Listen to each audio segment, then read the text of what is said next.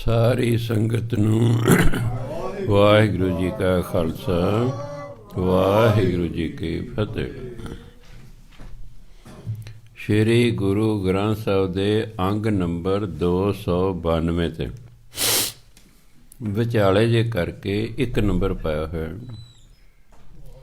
1 number ਤੋਂ ਬਾਅਦ ਆਪਾਂ ਪੜ੍ਹਨਾ।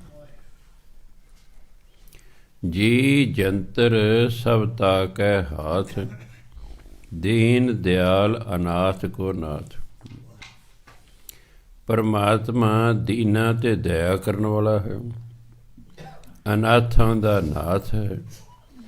ਸਾਰੇ ਜੀਵ ਜੰਤੂ ਉਹਦੇ ਹੱਥ 'ਚ ਨੇ। ਭਾਵ ਕੋਈ ਜੀਵ ਆਪਣੀ ਮਰਜ਼ੀ ਨਹੀਂ ਕਰ ਸਕਦਾ, ਸਭ ਉਹਦੇ ਵੱਸ 'ਚ ਨੇ। ਜਿਸ ਰਾਖੈ ਤਿਸ ਕੋਇ ਨ ਮਾਰੈ, ਜਿਹਦੀ ਰੱਖਿਆ ਪਰਮਾਤਮਾ ਕਰੇ ਉਸਨੂੰ ਕੋਈ ਮਾਰ ਨਹੀਂ ਸਕਦਾ। ਸੋ ਮੂਆ ਜਿਸ ਮਨੋਂ ਵਿਸਾਰੈ। ਮਰਦਾ ਕੌਣ ਹੈ? ਜਿਸਨੂੰ ਪਰਮਾਤਮਾ ਆਪਣੇ ਮਨ ਵਿੱਚੋਂ ਵਿਸਾਰ ਦਿੰਦਾ ਹੈ, ਉਹ ਸਮਝੋ ਮਰਿਆ ਹੋਇਆ ਹੈ। ਤਿਸ ਤਾਜ ਅਵਰ ਕਹਾਂ ਕੋ ਜਾਏ। ਤਾਜ ਹੁੰਦਾ ਛੱਡ ਕੇ, ਕਹਾਂ ਹੁੰਦਾ ਕਿੱਥੇ। ਤਿਸ ਮੈਨੇ ਉਸ ਨੂੰ, ਭਾਵ ਪਰਮਾਤਮਾ ਨੂੰ ਛੱਡ ਕੇ ਕੋਈ ਕਿੱਥੇ ਜਾਏਗਾ। ਸਭ ਸਿਰ ਏਕ ਨਿਰੰਜਨ ਰਾਏ, ਕਿਉਂਕਿ ਪਰਮਾਤਮਾ ਸਾਰਿਆਂ ਦੇ ਸਿਰ ਦਾ ਰਾਜਾ ਹੈ, ਰਾਜਾ ਹੈ। ਤੇ ਸਾਰੀ ਪ੍ਰਜਾ ਰਾਜੇ ਦੇ ਅਧੀਨ ਹੁੰਦੀ ਹੈ। ਜੀ ਕੀ ਜੁਗਤ ਜਾ ਕੇ ਸਭ ਹਾਥ। ਸਾਰੇ ਜੀਵਾਂ ਦੀ ਜੀਵਨ ਜੁਗਤੀ ਪਰਮਾਤਮਾ ਦੇ ਹੱਥ ਵਿੱਚ ਹੈ। ਅਸੀਂ ਉਸੇ ਤਰ੍ਹਾਂ ਜੀਵਨ ਜਿਉਂਦੇ ਹਾਂ ਜਿਵੇਂ ਸਾਡੇ ਤਾਂ ਪਰਮਾਤਮਾ ਜੀਵਾ ਰਿਹਾ ਹੈ। ਤਾਂ ਕਹਿੰਦੇ ਜਿਤ ਜਿਤ ਲਾਵੋ ਤਿਤ ਤਿਤ ਲੱਗ। ਜਿਸ ਜਿਸ ਪਾਸੇ ਪਰਮਾਤਮਾ ਕਿਸੇ ਨੂੰ ਲਾਉਂਦਾ ਹੈ, ਜੀਵ ਉਸ ਪਾਸੇ ਲੱਗਾ ਹੋਇਆ।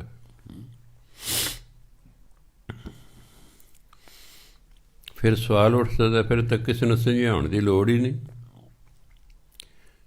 ਜਿਸ ਪਾਸੇ ਪਰਮਾਤਮਾ ਨੇ ਲਾ ਰੱਖਿਆ ਹੈ, ਉਸੇ ਪਾਸੇ ਜੀਵ ਲੱਗੇ। ਫਿਰ ਉਹਨੂੰ ਸਮਝਾਉਣਾ ਕੀ ਹੈ? ਹੁਣ ਤਾਂ ਪਰਮਾਤਮਾ ਨੇ ਲਾਇਆ ਹੋਇਆ।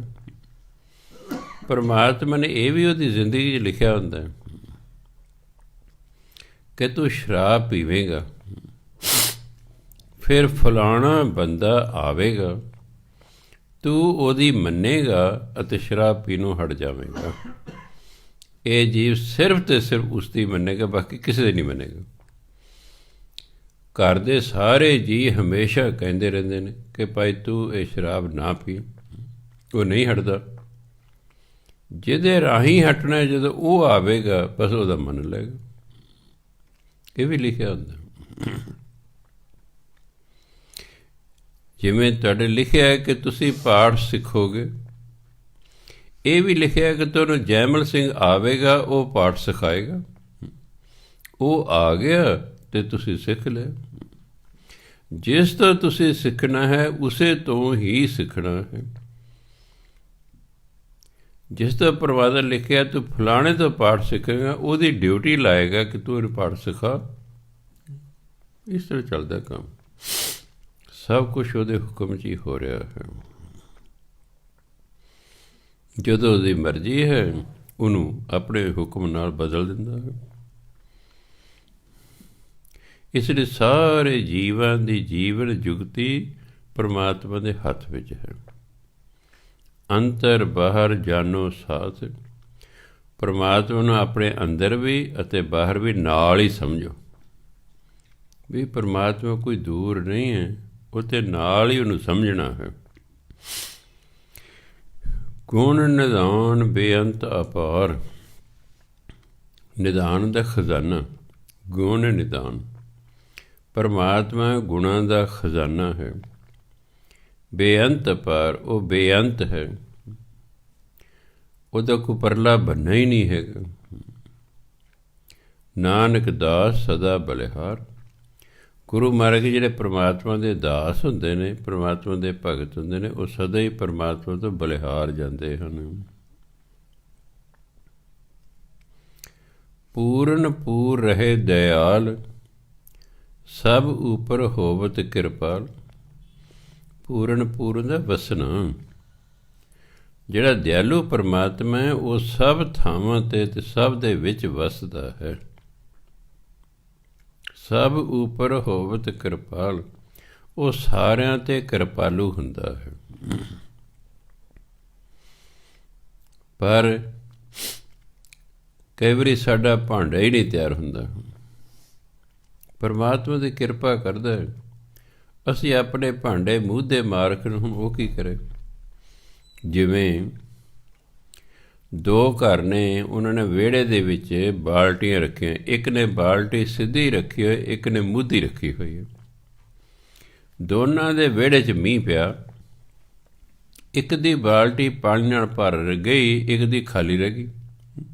ਇਹ 'ਚ ਪਰਮਾਤਮਾ ਦਾ ਕੋਈ ਕਸੂਰ ਨਹੀਂ। ਉਹਨੇ ਦੇ ਮੀਂਹ ਦੋਨਾਂ ਦੇ ਵਿਹੜੇ 'ਚ ਪਾਇਆ ਸੀ। ਇੱਕ ਨੇ ਆਪਣੀ ਬਾਲਟੀ ਸਿੱਧੀ ਰੱਖੀ ਸੀ, ਉਹਦੀ ਭਰ ਗਈ, ਇੱਕ ਨੇ ਮੂਧੀ ਰੱਖੀ ਸੀ, ਨਹੀਂ ਭਰੀ। ਬਸ ਆਹ ਗੱਲ ਹੈ। ਉਹ ਤੇ ਕਿਰਪਾ ਕਰਦਾ, ਅਸੀਂ ਹੀ ਕਿਰਪਾ ਦੇ ਪਾਤਰ ਨਹੀਂ ਬਣਦੇ। ਉਹ ਤੇ ਕਿਰਪਾ ਕਰਦਾ। ਗੁਰੂ ਆਪਣੇ ਸਿੱਖ 'ਤੇ ਕਿਰਪਾ ਕਰਦਾ, ਪਰ ਜੇ ਗੁਰੂ ਸਿੱਖ ਦਾ ਹੁਕਮ ਹੀ ਨਾ ਮੰਨੇ ਤੇ ਫਿਰ ਕਿਵੇਂ ਕਿਰਪਾ ਹੋਏਗੀ। ਉਹ ਕਹਿੰਦਾ ਮੈਨੂੰ ਤੇਰੀ ਕਿਰਪਾ ਦੀ ਕੋਈ ਲੋੜ ਨਹੀਂ ਹੈਗੀ। ਇਸ ਲਈ ਗੁਰੂ ਮਹਾਰਾਜ ਕਹਿੰਦੇ ਉਹ ਤੇ ਸਾਰਿਆਂ 'ਤੇ ਹੀ ਕਿਰਪਾਲੂ ਹੈ। ਆਪਣੇ ਕਰਤੱਵ ਜਾਣੈ ਆਪ। ਪਰਮਾਤਮਾ ਆਪਣੇ ਕੰਮਾਂ ਨੂੰ, ਆਪਣੇ ਫਰਜ਼ਾਂ ਨੂੰ ਆਪ ਜਾਣਦਾ ਹੈ। ਕਰਤੱਵ ਦਾ ਕੰਮ, ਫਰਜ਼। ਅੰਤਰਜਾਮੀ ਰਹਿਓ ਵਿਆਪ। ਪਰਮਾਤਮਾ ਹੈਗਾ ਅੰਤਰਜਾਮੀ, ਉਹ ਤੇ ਸਭ ਥਾਂ 'ਤੇ ਵਿਆਪਕ ਹੈ। ਕੋਈ ਐਸੀ ਥਾਂ ਨਹੀਂ ਜਿੱਥੇ ਪਰਮਾਤਮਾ ਨਹੀਂ ਹੈ। ਪ੍ਰਤਿਪਾਲੈ ਜੀਵਨ ਬਹੁ ਭਾਂਤ। ਉਹ ਜੀਵਨ ਨੂੰ ਕਈ ਤਰੀਕਿਆਂ ਨਾਲ ਪਾਲਦਾ ਹੈ। ਜੋ ਜੋ ਰਚਿਓ ਸੋ ਤਿਸੈ ਧਿਆਤ। ਜਿਸ ਨੂੰ ਵੀ ਪਰਮਾਤਮਾ ਨੇ ਬਣਾਇਆ ਹੈ ਉਹ ਪਰਮਾਤਮਾ ਨੂੰ ਹੀ ਧਿਆਉਂਦਾ ਹੈ, ਉਸੇ ਨੂੰ ਧਿਆਉਂਦਾ ਹੈ। ਜਿਸ ਭਾਵੈ ਤਿਸ ਲਏ ਮਿਲਾਏ। ਜਿਹਨੂੰ ਪਰਮਾਤਮਾ ਠੀਕ ਸਮਝਦਾ ਉਸ ਨੂੰ ਆਪਣੇ ਨਾਲ ਮਿਲਾ ਲੈਂਦਾ ਹੈ। ਭਗਤ ਕਰੈ ਹਰਿ ਕੇ ਗੁਣ ਗਾਏ। ਉਹ ਫਿਰ ਹਰੀ ਦੇ ਗੁਣ ਗਾਉਂਦਾ ਰਹਿੰਦਾ, ਪਰਮਾਤਮਾ ਦੀ ਭਗਤੀ ਕਰਦਾ ਰਹਿੰਦਾ, ਕਿਉਂਕਿ ਪਰਮਾਤਮਾ ਨੂੰ ਆਪਣੇ ਨਾਲ ਮਿਲਾ ਲਿਆ ਹੈ। ਇਸ ਲਈ ਫਿਰ ਉਹਦੀ ਭਜਨ ਬੰਦਗੀ ਕਰਦਾ ਰਹਿੰਦਾ। ਪਹਿਲਾਂ ਆਪਾਂ ਭਜਨ ਬੰਦਗੀ ਕਰਦੇ ਹਾਂ ਪਰਮਾਤਮਾ ਨੂੰ ਮਿਲਣ ਲਈ, ਫਿਰ ਜਦੋਂ ਪਰਮਾਤਮਾ ਨੂੰ ਮਿਲ ਪੈਂਦੇ ਹਾਂ ਫਿਰ ਭਜਨ ਬੰਦਗੀ ਕਰਦੇ ਹੀ ਰਹਿੰਦੇ ਹਾਂ। ਜਿਵੇਂ ਪਹਿਲਾਂ ਆਪਾਂ ਗੁਰਦੁਆਰੇ ਜਾਂਦੇ ਹਾਂ ਕੁਛ ਮੰਗਣ ਲਈ, ਫਿਰ ਜੇ ਮੰਗ ਪੂਰੀ ਹੋ ਜਾਂਦੀ ਫਿਰ ਸ਼ੁਕਰਾਨੇ ਵਜੋਂ ਜਾਂਦੇ ਹਾਂ।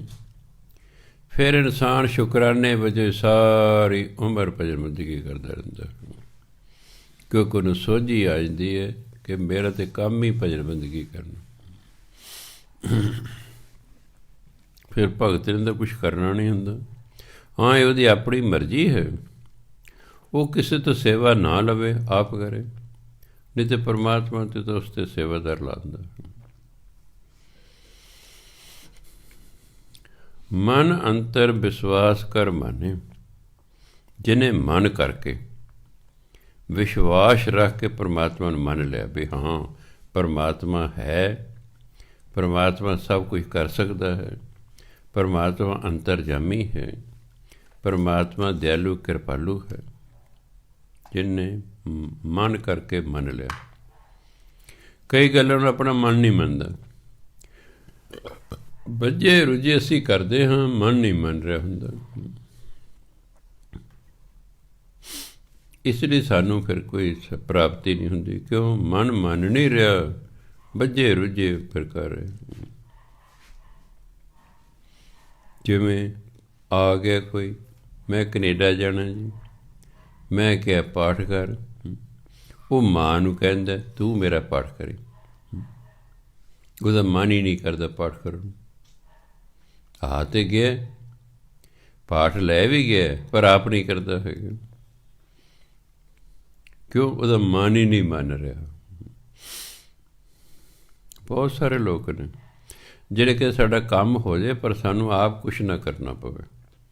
ਬਹੁਤ ਇਹੋ ਜਿਹੇ ਸੁਭਾਅ ਦੇ ਮੈਂ ਲੋਕ ਦੇਖੇ, ਕੰਮ ਹੋ ਜਾਏ ਕਰਨਾ ਕੁਛ ਨਾ ਪਵੇ। ਪਰ ਉਹਨੂੰ ਇਹ ਨਹੀਂ ਪਤਾ ਕਿ hard work is key to success. ਸਖਤ ਮਿਹਨਤ ਹੀ ਸਫਲਤਾ ਦੀ ਕੁੰਜੀ ਹੈ। ਸਖਤ ਮਿਹਨਤ ਕੌਣ ਕਰਦਾ? ਜਿਸ ਤੋਂ ਪਰਮਾਤਮਾ ਕਰਵਾਉਂਦਾ ਹੈ, ਉਹੀ ਕਰਦਾ, ਦੂਜੇ ਤਾਂ ਕਰਦੇ ਹੀ ਨਹੀਂ ਹੈਗੇ। ਕਹੀ ਜਾਓ, ਨਹੀਂ ਮੰਨਦੇ। ਤੁਹਾਡਾ ਬੱਚਾ ਨਹੀਂ ਪੜ੍ਹ ਰਿਹਾ, ਤੁਸੀਂ ਬੜਾ ਸਮਝਾਉਂਦੇ ਕਿ ਪੜ੍ਹਿਆ ਕਰ, ਨਹੀਂ ਮੰਨਦਾ। ਉਹ ਨਹੀਂ ਮੰਨਦਾ। ਮਿਹਨਤ ਵੀ ਉਹੀ ਕਰਦਾ ਜਿਸ ਤੋਂ ਪਰਮਾਤਮਾ ਕਰਾਉਂਦਾ ਹੈ। ਪਰਮਾਤਮਾ ਉਹਦਾ ਮਿਹਨਤੀ ਸੁਭਾਅ ਬਣਾਉਂਦਾ ਹੈ, ਫਿਰ ਆਪੇ ਮਿਹਨਤ ਕਰਦਾ ਰਹਿੰਦਾ, ਕਿਉਂਕਿ ਸੁਭਾਅ ਹੀ ਮਿਹਨਤੀ ਹੈ। ਸਾਡੀ ਗੱਲ ਉਹੀ ਮੰਨਦਾ ਹੈ ਜਿਸ ਤੋਂ ਮਨਵਾਣੀ ਹੁੰਦੀ ਹੈ, ਦੂਜਾ ਨਹੀਂ ਮੰਨਦਾ।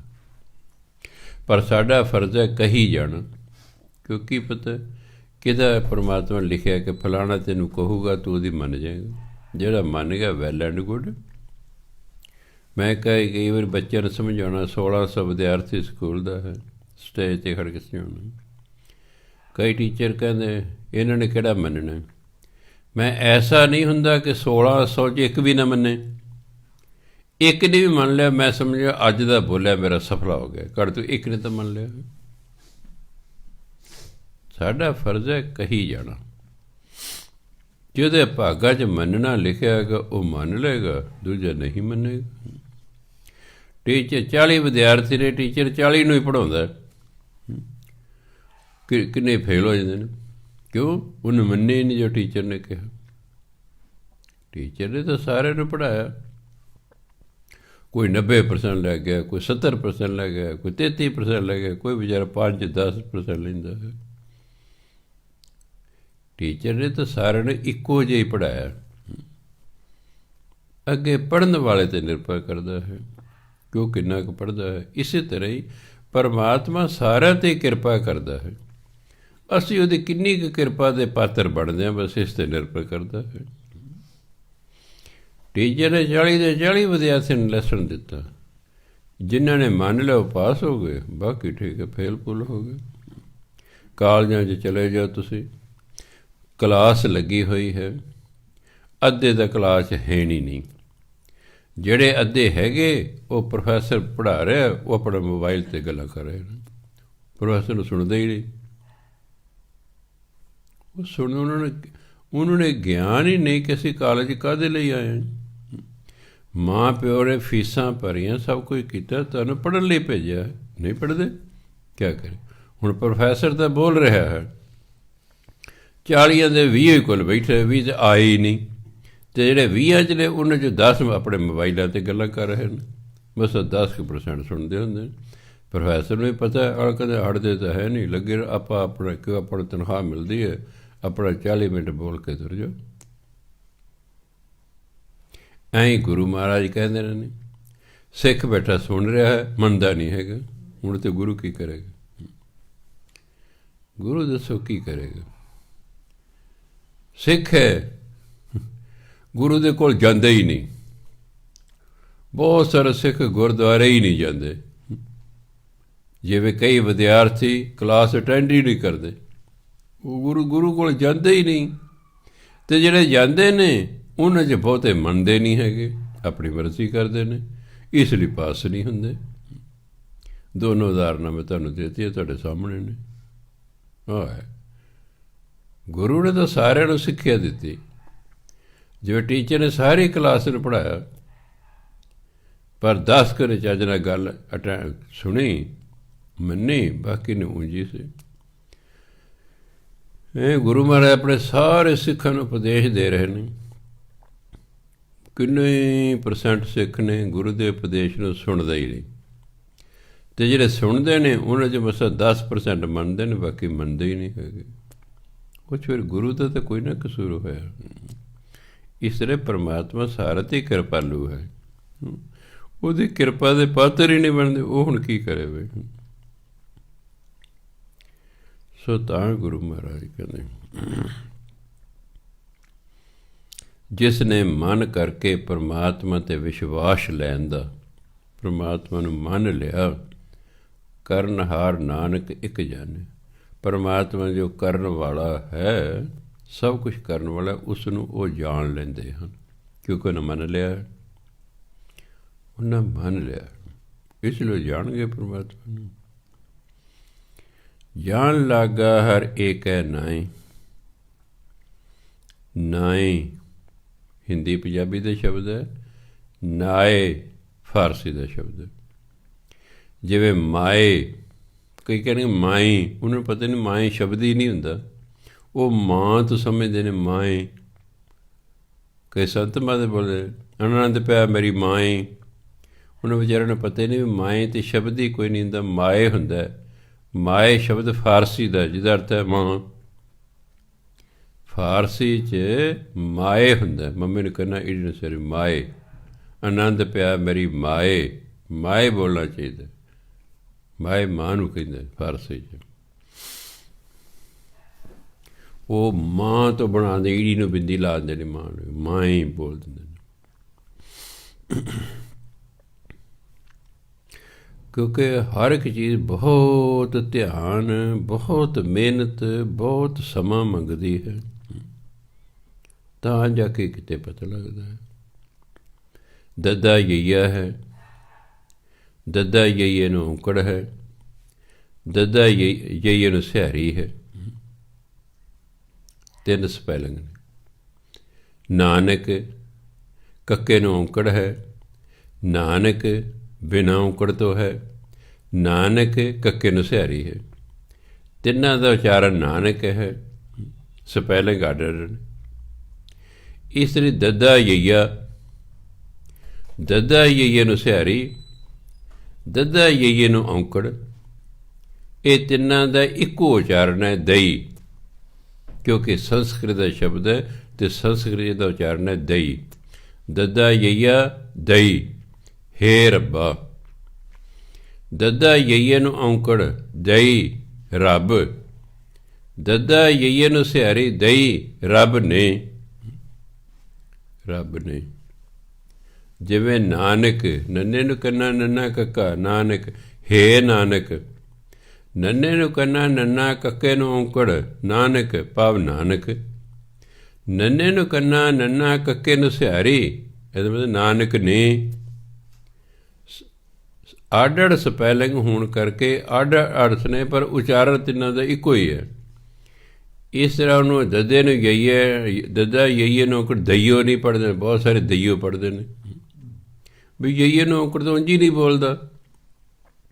ਔਂਕੜ ਜਾਂ ਊੜੇ ਨਾਲ ਬੋਲਦਾ ਹੈ ਜਾਂ ਹਾਹੇ ਨਾਲ ਬੋਲਦਾ, ਕਿਉਂਕਿ ਅਖੀਰਲਾ ਅੱਖਰ ਹੈ। ਅਖੀਰਲਾ ਅੱਖਰ ਊੜਾ, ਈੜੀ, ਹਾਹਾ ਹੋਵੇ, ਉਹਨੂੰ ਲੱਗੀ ਹੋਈ ਸਿਹਾਰੀ 'ਤੇ ਔਂਕੜ ਬੋਲਦੇ, ਬਾਕੀ ਕਿਸੇ ਨੂੰ ਤਾਂ ਬੋਲਦੇ ਹੀ ਨਹੀਂ। ਅਤੇ ਯਈਏ ਨੂੰ ਔਂਕੜ ਲੱਗੇ, ਯਈਏ ਨੂੰ ਔਂਕੜ ਤਾਂ ਬੋਲਦੇ ਨਹੀਂ ਨਿਯਮ ਅਨੁਸਾਰ, ਫਿਰ ਦਈਓ ਕਿਵੇਂ ਬਣ ਗਿਆ ਉਹ। ਤਿੰਨਾਂ ਦਾ ਉਚਾਰਨ ਹੈ ਦਈ। ਦਈ ਸੰਸਕ੍ਰਿਤ ਦਾ ਸ਼ਬਦ ਹੈ ਰੱਬ। ਇਸ ਲਈ ਨਹੀਂ ਤਾਂ ਆਪਣਾ ਜਿਹੜੀ ਹਿੰਦੀ ਦੀ ਡਿਕਸ਼ਨਰੀ ਹੈ ਉਹ ਦੇਖ ਲਓ, ਉਹ 'ਚ ਦਿੱਤੇ ਉਚਾਰਨ ਦਿੱਤੇ ਹਨ, ਉਹ 'ਚ ਸੰਸਕ੍ਰਿਤ ਦੇ ਵੀ ਸ਼ਬਦ ਦਿੱਤੇ ਨੇ। ਹਿੰਦੀ ਦੀ ਡਿਕਸ਼ਨਰੀ 'ਚ ਇੱਥੇ ਹਿੰਦੀ ਦੇ ਉਸ ਨਾਲ ਸੰਸਕ੍ਰਿਤ ਦੇ ਵੀ ਸ਼ਬਦ ਦਿੱਤੇ ਨੇ ਵੀ ਇਹ ਸੰਸਕ੍ਰਿਤ ਹੈ, ਆਹ ਇਹਦਾ ਉਚਾਰਨ।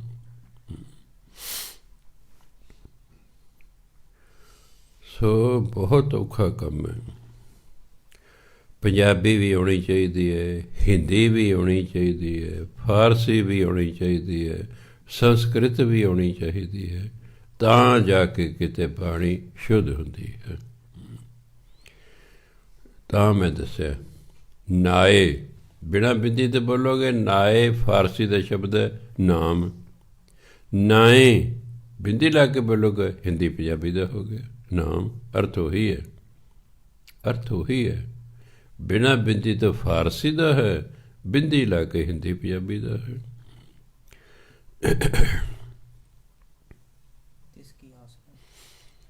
ਜਨ ਲਾਗਾ ਹਰ ਏਕੈ ਨਾਏ। ਜਿਹੜਾ ਜਨ ਹੁੰਦਾ ਹੈ, ਜਿਹੜਾ ਪਰਮਾਤਮਾ ਦਾ ਭਗਤ ਹੁੰਦਾ ਹੈ, ਉਹ ਇੱਕ ਪਰਮਾਤਮਾ ਦਾ ਨਾਮ ਜਪਣ 'ਤੇ ਲੱਗਾ ਰਹਿੰਦਾ।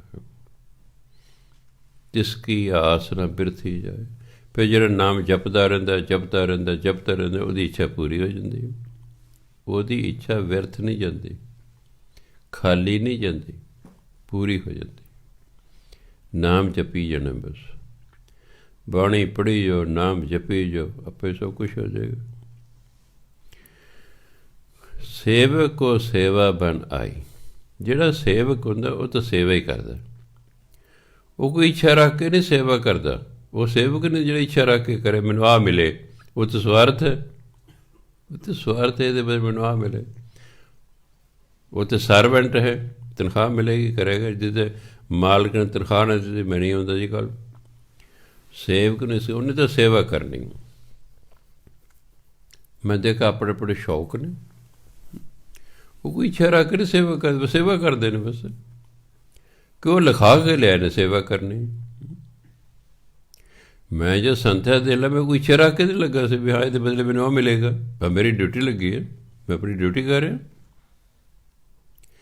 ਸੰਤ ਸੀਤਲ ਸਿੰਘ 2005 'ਚ ਮੇਰੀ ਡਿਊਟੀ ਲਾਤੀ ਸਵਰਗ ਹੋਣ ਵਾਸਤੇ ਪਹਿਲਾਂ, ਕਿ ਭਾਈ ਤੂੰ ਆਹ ਕੰਮ ਕਰਨਾ, ਮੈਂ ਕਰ ਰਿਹਾ ਬਸ। ਮੈਨੂੰ ਉਹਦੇ ਬਦਲੇ ਕੋਈ ਪੈਸੇ ਦੀ ਲੋੜ ਨਹੀਂ ਹੈ, ਨਾ ਮੈਂ ਲਵਾਂ। ਜਿਹੜਾ ਕੋਈ ਅੱਗੇ ਧਰ ਜਾਂਦਾ ਅਸੀਂ ਬਾਅਦ 'ਚ ਗੋਲਕ 'ਚ ਪਾ ਦਿੰਦੇ ਹਾਂ। ਉਹਦਾ ਗੋਲ ਉਹ ਤਾਂ ਮੇਰੀ ਡਿਊਟੀ ਲੱਗੀ ਹੈ ਬਸ, ਵੀ ਆਹ ਕੰਮ ਕਰਨਾ ਤੂੰ ਕਰਨਾ ਬਸ। ਐਂ ਪਰਮਾਤਮਾ ਡਿਊਟੀਆਂ ਲਾ ਦਿੰਦਾ ਕਰ ਬਾਈ, ਉਹਨੂੰ ਫਿਰ ਉਹਦੇ ਬਦਲੇ ਕੁਛ ਨਹੀਂ ਚਾਹੀਦਾ ਹੁੰਦਾ। ਕਈ ਪਰਮਾਤਮਾ ਡਿਊਟੀ 'ਤੇ ਸੇਵਾ ਕਰਨੀ ਬਸ ਉਹਨੇ ਕਰਨੀ ਹੈ, ਉਹਨੂੰ ਉਹਦੇ ਬਦਲੇ ਦੀ ਕੋਈ ਚੀਜ਼ ਦੀ ਲੋੜ ਨਹੀਂ ਹੁੰਦੀ। ਸੇਵਕ ਕੋ ਸੇਵਾ ਬਣਾਏ। ਅਸਲ ਜਿਹੜਾ ਸੇਵਕ ਹੈ ਉਹਨੂੰ ਹੀ ਸੇਵਾ ਫੱਬਦੀ ਹੈ। ਦੂਜੇ ਦੀ ਸੇਵਾ ਤਾਂ ਬਦਲ ਦਿਓ, ਸੇਵਾ ਕਰਨੇ ਹਟ ਜਾਂਦਾ। ਮੈਂ ਤਾਂ ਤਜਰਬੇ ਕਰਕੇ ਵੇਖੇ। ਇੱਕ ਨੂੰ ਮੈਂ ਕਿਹਾ ਤੂੰ ਭਾਈ ਇਹ ਡਿਊਟੀ ਨਹੀਂ ਕੱਲ੍ਹ ਤੋਂ ਕਰਨੀ, ਤੂੰ ਆਹ ਕਰਨੀ, ਉਹ ਮੁੜ ਕੇ ਗੁਰਦੁਆਰੇ ਹੀ ਨਹੀਂ ਆਇਆ। ਇੱਕ ਹੋਰ ਨੂੰ ਮੈਂ ਕਿਹਾ ਜੀ ਤੁਸੀਂ ਕੱਲ੍ਹ ਤੋਂ ਆਹ ਡਿਊਟੀ ਨਹੀਂ ਕਰਨੀ, ਆਹ ਕਰਨੀ, ਉਹ ਵੀ ਨਹੀਂ ਆਇਆ। ਤੀਜੇ ਨੂੰ ਮੈਂ ਕਿਹਾ ਜੀ ਤੁਸੀਂ ਆਹ ਡਿਊਟੀ ਨਹੀਂ ਕਰਨੀ ਕੱਲ੍ਹ ਅੱਗੇ ਤੋਂ ਤੁਸੀਂ ਆਹ ਕਰਨੀ, ਉਹ ਵੀ ਨਹੀਂ ਆਇਆ। ਵੀ ਹਾਂ ਮੇਰੀ ਡਿਊਟੀ ਕਿਉਂ ਬਦਲਦੀ, ਹੋਮੇ ਆ ਗਈ ਅੰਦਰ ਵੀ ਪਤਾ ਨਹੀਂ ਮੈਂ ਨਾ ਡਿਊਟੀ ਕਰਾਂਗਾ ਪਤਾ ਨਹੀਂ ਗੁਰਦੁਆਰੇ ਖੜ੍ਹ ਜੂਗਾ। ਵੀ ਪਰ ਤੂੰ ਨਾ ਕਰ, ਤੇਰੇ ਤਾਂ ਹੋਰ ਕੋਈ ਆ ਜਾਊਗਾ। ਥਾਵਾਂ ਕਦੇ ਖਾਲੀ ਰਹਿੰਦੀਆਂ, ਹੋਰ ਆ ਜਾਏਗਾ ਕੋਈ। ਪਰਮਾਤਮਾ ਤੋਂ ਦੂਰ ਜਾਣਾ ਹੈਗਾ। ਹੁਣੇ ਤਾਂ ਪ੍ਰਬੰਧਕਾਂ ਨੇ ਵੇਖਣਾ ਵੀ ਕਿਹੜੇ ਬੰਦੇ ਦੀ ਕਿਹੜੀ ਡਿਊਟੀ ਲਾਉਣੀ ਹੈ। ਜੇ ਬੜੇ ਸਾਲਾਂ ਦੀ ਗੱਲ ਹੈ, ਇੱਕ ਮੁੰਡੇ ਨੂੰ ਮੈਂ ਕਿਹਾ ਕਾਕਾ ਇਹ ਰੋਟੀਆਂ ਵਰਤਾਉਣੀਆਂ ਬੰਦ ਕਰ, ਦਾਲ ਵਰਤਾ। ਕਹ ਨਾ ਜੀ ਮੈਂ ਤਾਂ ਰੋਟੀ ਵਰਤਾਊਂਗਾ। ਮੈਂ ਨਹੀਂ ਕਾਕਾ ਰੋਟੀ ਵਰਤਾਉਣ ਵਾਲੇ ਜ਼ਿਆਦਾ ਨੇ, ਦਾਲ ਵਾਲੇ ਹੈ ਨਹੀਂ। ਦਾਲ ਨਾ ਜੀ ਮੈਂ ਤਾਂ ਰੋਟੀ ਵਰਤਾਊਂਗਾ। ਮੈਂ ਕਿਉਂ ਵਰਤਾਏਂਗਾ? ਕਹਿੰਦਾ ਮੇਰੇ ਦਾਲ ਨਾਲ ਜੀ ਪੈਂਟ ਲਿਬੜ ਜਾਏਗੀ। ਇਹ ਸੇਵਾ ਕਰਦੇ ਨੇ ਜੀ। ਅਤੇ ਜੇ ਇਹ ਜਿਹੇ ਨੂੰ ਕਹਾ ਵੀ ਨਹੀਂ ਬੰਦ ਕਰ ਦੇ, ਬਸ ਫਿਰ ਅਗਲੇ ਦੇ ਵਰਤਾਉਣੇ ਹੀ ਨਹੀਂ ਬਸ। ਹਾਂਜੀ ਮੇਰੀ ਸੇਵਾ ਬਦਲਤੀ, ਉਹ ਸੇਵਾ ਨਹੀਂ ਸੀ, ਉਹ ਤਾਂ ਗੁਰਦੁਆਰਾ ਦੇਖ ਰਿਹਾ ਕਿਸ ਕੰਮ ਕੀ ਲਾਉਣਾ ਬਸ। ਅੱਛਾ ਸਤ ਵਚਨ ਜੀ ਆ ਕਰਦੇ ਨੇ।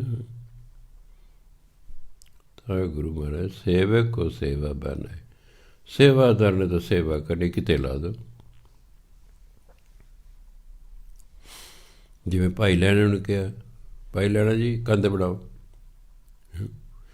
ਸਾਡੇ ਵਰਗਾ ਦਾ ਮਹਾਰਾਜ ਜੀ ਮੈਂ ਕਿਹੜਾ ਮਿਸਤਰੀ ਹਾਂ, ਮੈਂ ਕਿਹੜਾ ਰਾਜ ਮਿਸਤਰੀ ਹਾਂ ਵੀ ਕਿਸੇ ਰਾਜ ਮਿਸਤਰੀ ਸੱਦ ਲਾ ਮੈਂ ਗਾਰਾ ਗੂਰਾ ਵੜ ਦੇ ਦਾਂਗਾ। ਨਹੀਂ, ਉਹ ਸੇਵਾਦਾਰ ਸਨ। ਕੰਧ ਬਣਾਉਣੀ ਸੱਚ ਬਚਨ ਦੀ, ਕੰਧ ਬਣਾਤੀ ਰਾਤੇ ਰਾਤ, ਦਿਨ ਚੜ੍ਹ ਗਿਆ, ਮੇਰੇ ਵਰਗਾ ਕੋਲ ਲੱਗਿਆ। ਭਾਈ ਲਹਿਣਾ ਜੀ ਕੰਧ ਤਾਂ ਸਿੱਧੀ ਨਹੀਂ ਹੈ। ਕਹਾ ਜੀ ਮੈਨੂੰ ਉਹਨੇ ਕੰਧ ਬਣਾਉਣ ਨੂੰ ਕਿਹਾ ਸੀ, ਮੈਂ ਕੰਧ ਬਣਾਤੀ ਬਸ, ਸਿੱਧੀ ਹੋਈ ਕਿ ਵਿੰਗੀ ਹੋਈ। ਗੱਲ ਤਾਂ ਹੁਕਮ ਮੰਨਣ ਦੀ ਹੈ, ਇਹ ਹੈ ਸੇਵਾ। ਹੁਕਮ ਮੰਨਣਾ ਹੀ ਅਸਲ 'ਚ ਸੇਵਾ ਹੈ। ਹਲੇ ਹੁਕਮ ਮੰਨਿਆ, ਪੁੱਤਰਾਂ ਨੇ ਪੂਰਾ ਨਹੀਂ ਮੰਨਿਆ, ਪੁੱਤਰ ਰਹਿ ਗਏ, ਇੱਕ ਸੇਵਾਦਾਰ ਲੈ ਗਿਆ ਸਾਰਾ ਕੁਛ। ਤੀਸਰੇ ਪਾਤਸ਼ਾਹ ਦੇ 2 ਪੁੱਤਰ ਸਨ, ਦੋਨੋਂ ਨੇ ਨਹੀਂ ਮੰਨਿਆ, ਦੋਨੋਂ ਰਹਿ ਗਏ, ਸੇਵਾਦਾਰ ਲੈ ਗਿਆ। ਚੌਥੇ ਪਾਤਸ਼ਾਹ 3 ਪੁੱਤਰ ਸਨ, ਇੱਕ ਨੇ ਮੰਨਿਆ ਕਹਿਣਾ, ਉਹ ਲੈ ਗਿਆ, ਉਹ ਗੁਰੂ ਬਣ ਗਏ, ਬਾਕੀ ਰਹਿ ਗਏ। ਇਹੀ ਹੈ ਗੱਲ, ਤੇ ਹੁਕਮ ਮੰਨਣ ਦੀ ਹੈ। ਕਰਨਾ ਤਾਂ ਉਹੋ ਜਿਹੋ ਜਿਹਾ ਕਿਸੇ ਨੂੰ ਆਉਂਦਾ ਹੈ। ਗੱਲ ਤਾਂ ਹੁਕਮ ਦੀ ਹੈ, ਅਤੇ ਉਹਨਾਂ ਵੀ ਇਹੀ ਕਰਨਾ ਹੁੰਦਾ। ਜੇ ਵਾਕਈ ਕੰਧ ਬਣਵਾਉਣੀ ਹੁੰਦੀ ਨਾ ਸਿੱਧੀ, ਅਤੇ ਗੁਰੂ ਮਹਾਰਾਜ ਨੇ ਪਤਾ ਪਾਈ ਲੈਣਾ ਤਾਂ ਮੇਰੇ ਕੋਲ ਖੱਤਰੀ ਹੈ, ਇਹ ਕਿਹੜਾ ਰਾਜ ਮਿਸਤਰੀ ਹੈ। ਫਿਰ ਗੁਰੂ ਮਹਾਰਾਜ ਰਾਜ ਮਿਸਤਰੀ ਲਾ ਲੈਣਾ ਸੀ ਸਵੇਰੇ, ਉਹਨੇ ਤਾਂ ਦੇਖਣਾ ਸੀ ਮੇਰਾ ਹੁਕਮ ਕੌਣ ਮੰਨਦਾ। ਖਿੜੇ ਮੱਥੇ ਮੇਰਾ ਹੁਕਮ ਕੌਣ ਮੰਨਦਾ। ਜਿਹਨੇ ਖਿੜੇ ਮੱਥੇ ਮੰਨੀ ਗਿਆ 7 ਸਾਲ, ਉਹ ਗੁਰੂ ਬਣ ਗਿਆ। ਇਹ ਹੈ ਹੁਕਮ ਬੂਝ ਪਰਮ ਪਦ ਪਾਏ। ਫਿਰ ਜਿਹੜਾ ਸੇਵਕ ਹੈ ਪਰਮਾਤਮਾ ਦੇ ਹੁਕਮ ਨੂੰ ਸਮਝ ਲੈਂਦਾ ਹੈ, ਅਤੇ ਉੱਚੀ ਤੋਂ ਉੱਚੀ ਆਤਮਿਕ ਅਵਸਥਾ ਉਹਨੂੰ ਪ੍ਰਾਪਤ ਹੋ ਜਾਂਦੀ। ਪਰਮ ਪਦ, ਪਰਮ ਸ਼ਬਦ ਉੱਪਰ ਕੋਈ ਸ਼ਬਦ ਨਹੀਂ। ਪਰਮ ਪਦ ਉੱਚੀ ਤੋਂ ਉੱਚੀ ਆਤਮਿਕ ਅਵਸਥਾ ਨੂੰ ਪ੍ਰਾਪਤ ਹੋ ਜਾਂਦੀ ਹੈ। ਇਸ ਦੇ ਉੱਪਰ ਨਹੀਂ ਵਿਚਾਰ, ਜਾ ਕੇ ਮਨ ਵਸਿਆ ਨਿਰੰਕਾਰ। ਜਿਹਦੇ ਮਨ 'ਚ ਰੱਬ ਹੀ ਵਸ ਗਿਆ, ਕਹਿੰਦੇ ਉਸ ਤੋਂ ਉੱਪਰ ਕੀ ਵਿਚਾਰ ਹੈ। ਹੁਣ ਉਸ ਤੋਂ ਉੱਪਰ ਕੀ ਵਿਚਾਰ ਹੋ ਸਕਦੀ ਹੈ। ਰੱਬ ਹੀ ਵਸ ਗਿਆ ਹੈ ਮਨ। ਬੰਧਨ ਤੋਰ ਭੈ ਨਿਰਵੈਰ, ਆਂਦਿਨ ਪੂਜੈ ਗੁਰ ਕੇ ਪੈਰ। ਜਿਹੜੇ ਦਿਨ ਰਾਤ ਗੁਰੂ ਦੇ ਚਰਨਾਂ ਦੀ ਸੇਵਾ ਕਰਦੇ ਰਹਿੰਦੇ ਹਨ, ਮੱਥੇ ਟੇਕਦੇ ਨੇ, ਸੇਵਾ ਕਰਦੇ ਨੇ, ਬੰਧਨ ਤੋਰ ਭੈ ਨਿਰਵੈਰ, ਉਹ ਮਾਇਆ ਦੇ ਬੰਧਨਾਂ ਤੋੜ ਕੇ ਨਿਰਵੈਰ ਹੋ ਗਏ, ਵੈਰ ਰਹਿਤ ਹੋ ਗਏ। ਉਹਨਾਂ ਬੰਧਨ ਹੀ ਤੋੜਦੇ, ਮੇਰ ਤੇਰਦੇ। ਇਹ ਲੋਕ ਸੁਖੀਏ ਪਰਲੋਕ ਸੁਹੇਲੇ। ਇਹੋ ਜਿਹੇ ਬੰਦਿਆਂ ਦਾ ਇਹ ਲੋਕ ਵੀ ਸੁਖੀ ਹੈ ਅਤੇ ਪਰਲੋਕ ਵੀ ਸਹੇਲਾ। ਨਾਨਕ ਹਰ ਪ੍ਰਭ ਆਪੇ ਮਿਲੇ। ਇਹੋ ਜਿਹੇ ਪਰਮਾਤਮਾ ਆਪ ਹੀ ਆਪਣੇ ਨਾਲ ਮਿਲਾ ਲੈਂਦਾ ਹੈ। ਸਾਧ ਸੰਗ ਮਿਲ ਕਰੋ ਆਨੰਦ। ਕਹਿੰਦਾ ਗੁਰੂ ਦੀ ਸੰਗਤ ਕਰੋ ਅਤੇ ਮੌਜਾਂ ਕਰੋ। ਮੌਜਾਂ ਕਰੋ ਕਿਉਂ? ਜਿਹੜਾ ਗੁਰੂ ਦੀ ਸੰਗਤ ਕਰ ਰਿਹਾ, ਗਲਤ ਕੰਮ ਕਰਨਾ ਹੀ ਨਹੀਂ ਅਤੇ ਨਾਮ ਜਪਣਾ, ਉਹਨੇ ਗਲਤ ਕੰਮ ਹੀ ਨਹੀਂ ਕਰਨਾ। ਜਦੋਂ ਅਸੀਂ ਗਲਤ ਕੰਮ ਕਰਦੇ ਫਿਰ ਹੀ ਵਕਤ ਨੂੰ ਫੜੇ ਜਾਂਦੇ ਹਾਂ, ਫਿਰ ਹੀ ਵਕਤ ਨੂੰ ਫੜੇ ਜਾਂਦੇ। ਗਲਤ ਕੰਮ ਕਰਨ ਵਾਲੇ ਪਹਿਲਾਂ ਪੁਲਿਸ ਤੋਂ ਕੁੱਟ ਖਾਂਦੇ ਨੇ, ਫਿਰ ਵਕੀਲਾਂ ਨੂੰ ਪੈਸੇ ਦਿੰਦੇ ਨੇ, ਫਿਰ ਜੇਲ੍ਹਾਂ 'ਚ ਧੱਕੇ ਖਾਂਦੇ ਰਹਿੰਦੇ ਨੇ। ਜਿਹੜਾ ਸਹੀ ਕੰਮ ਕਰਦਾ ਉਹਨੂੰ ਕੀ ਲੋੜ ਹੈ? ਹੁਣ ਤਾਂ ਥਾਣੇ ਜਾਣ ਦੀ ਲੋੜ ਨਹੀਂ ਪੈਂਦੀ ਕਈ ਵਾਰੀ ਸਾਰੀ ਉਮਰ।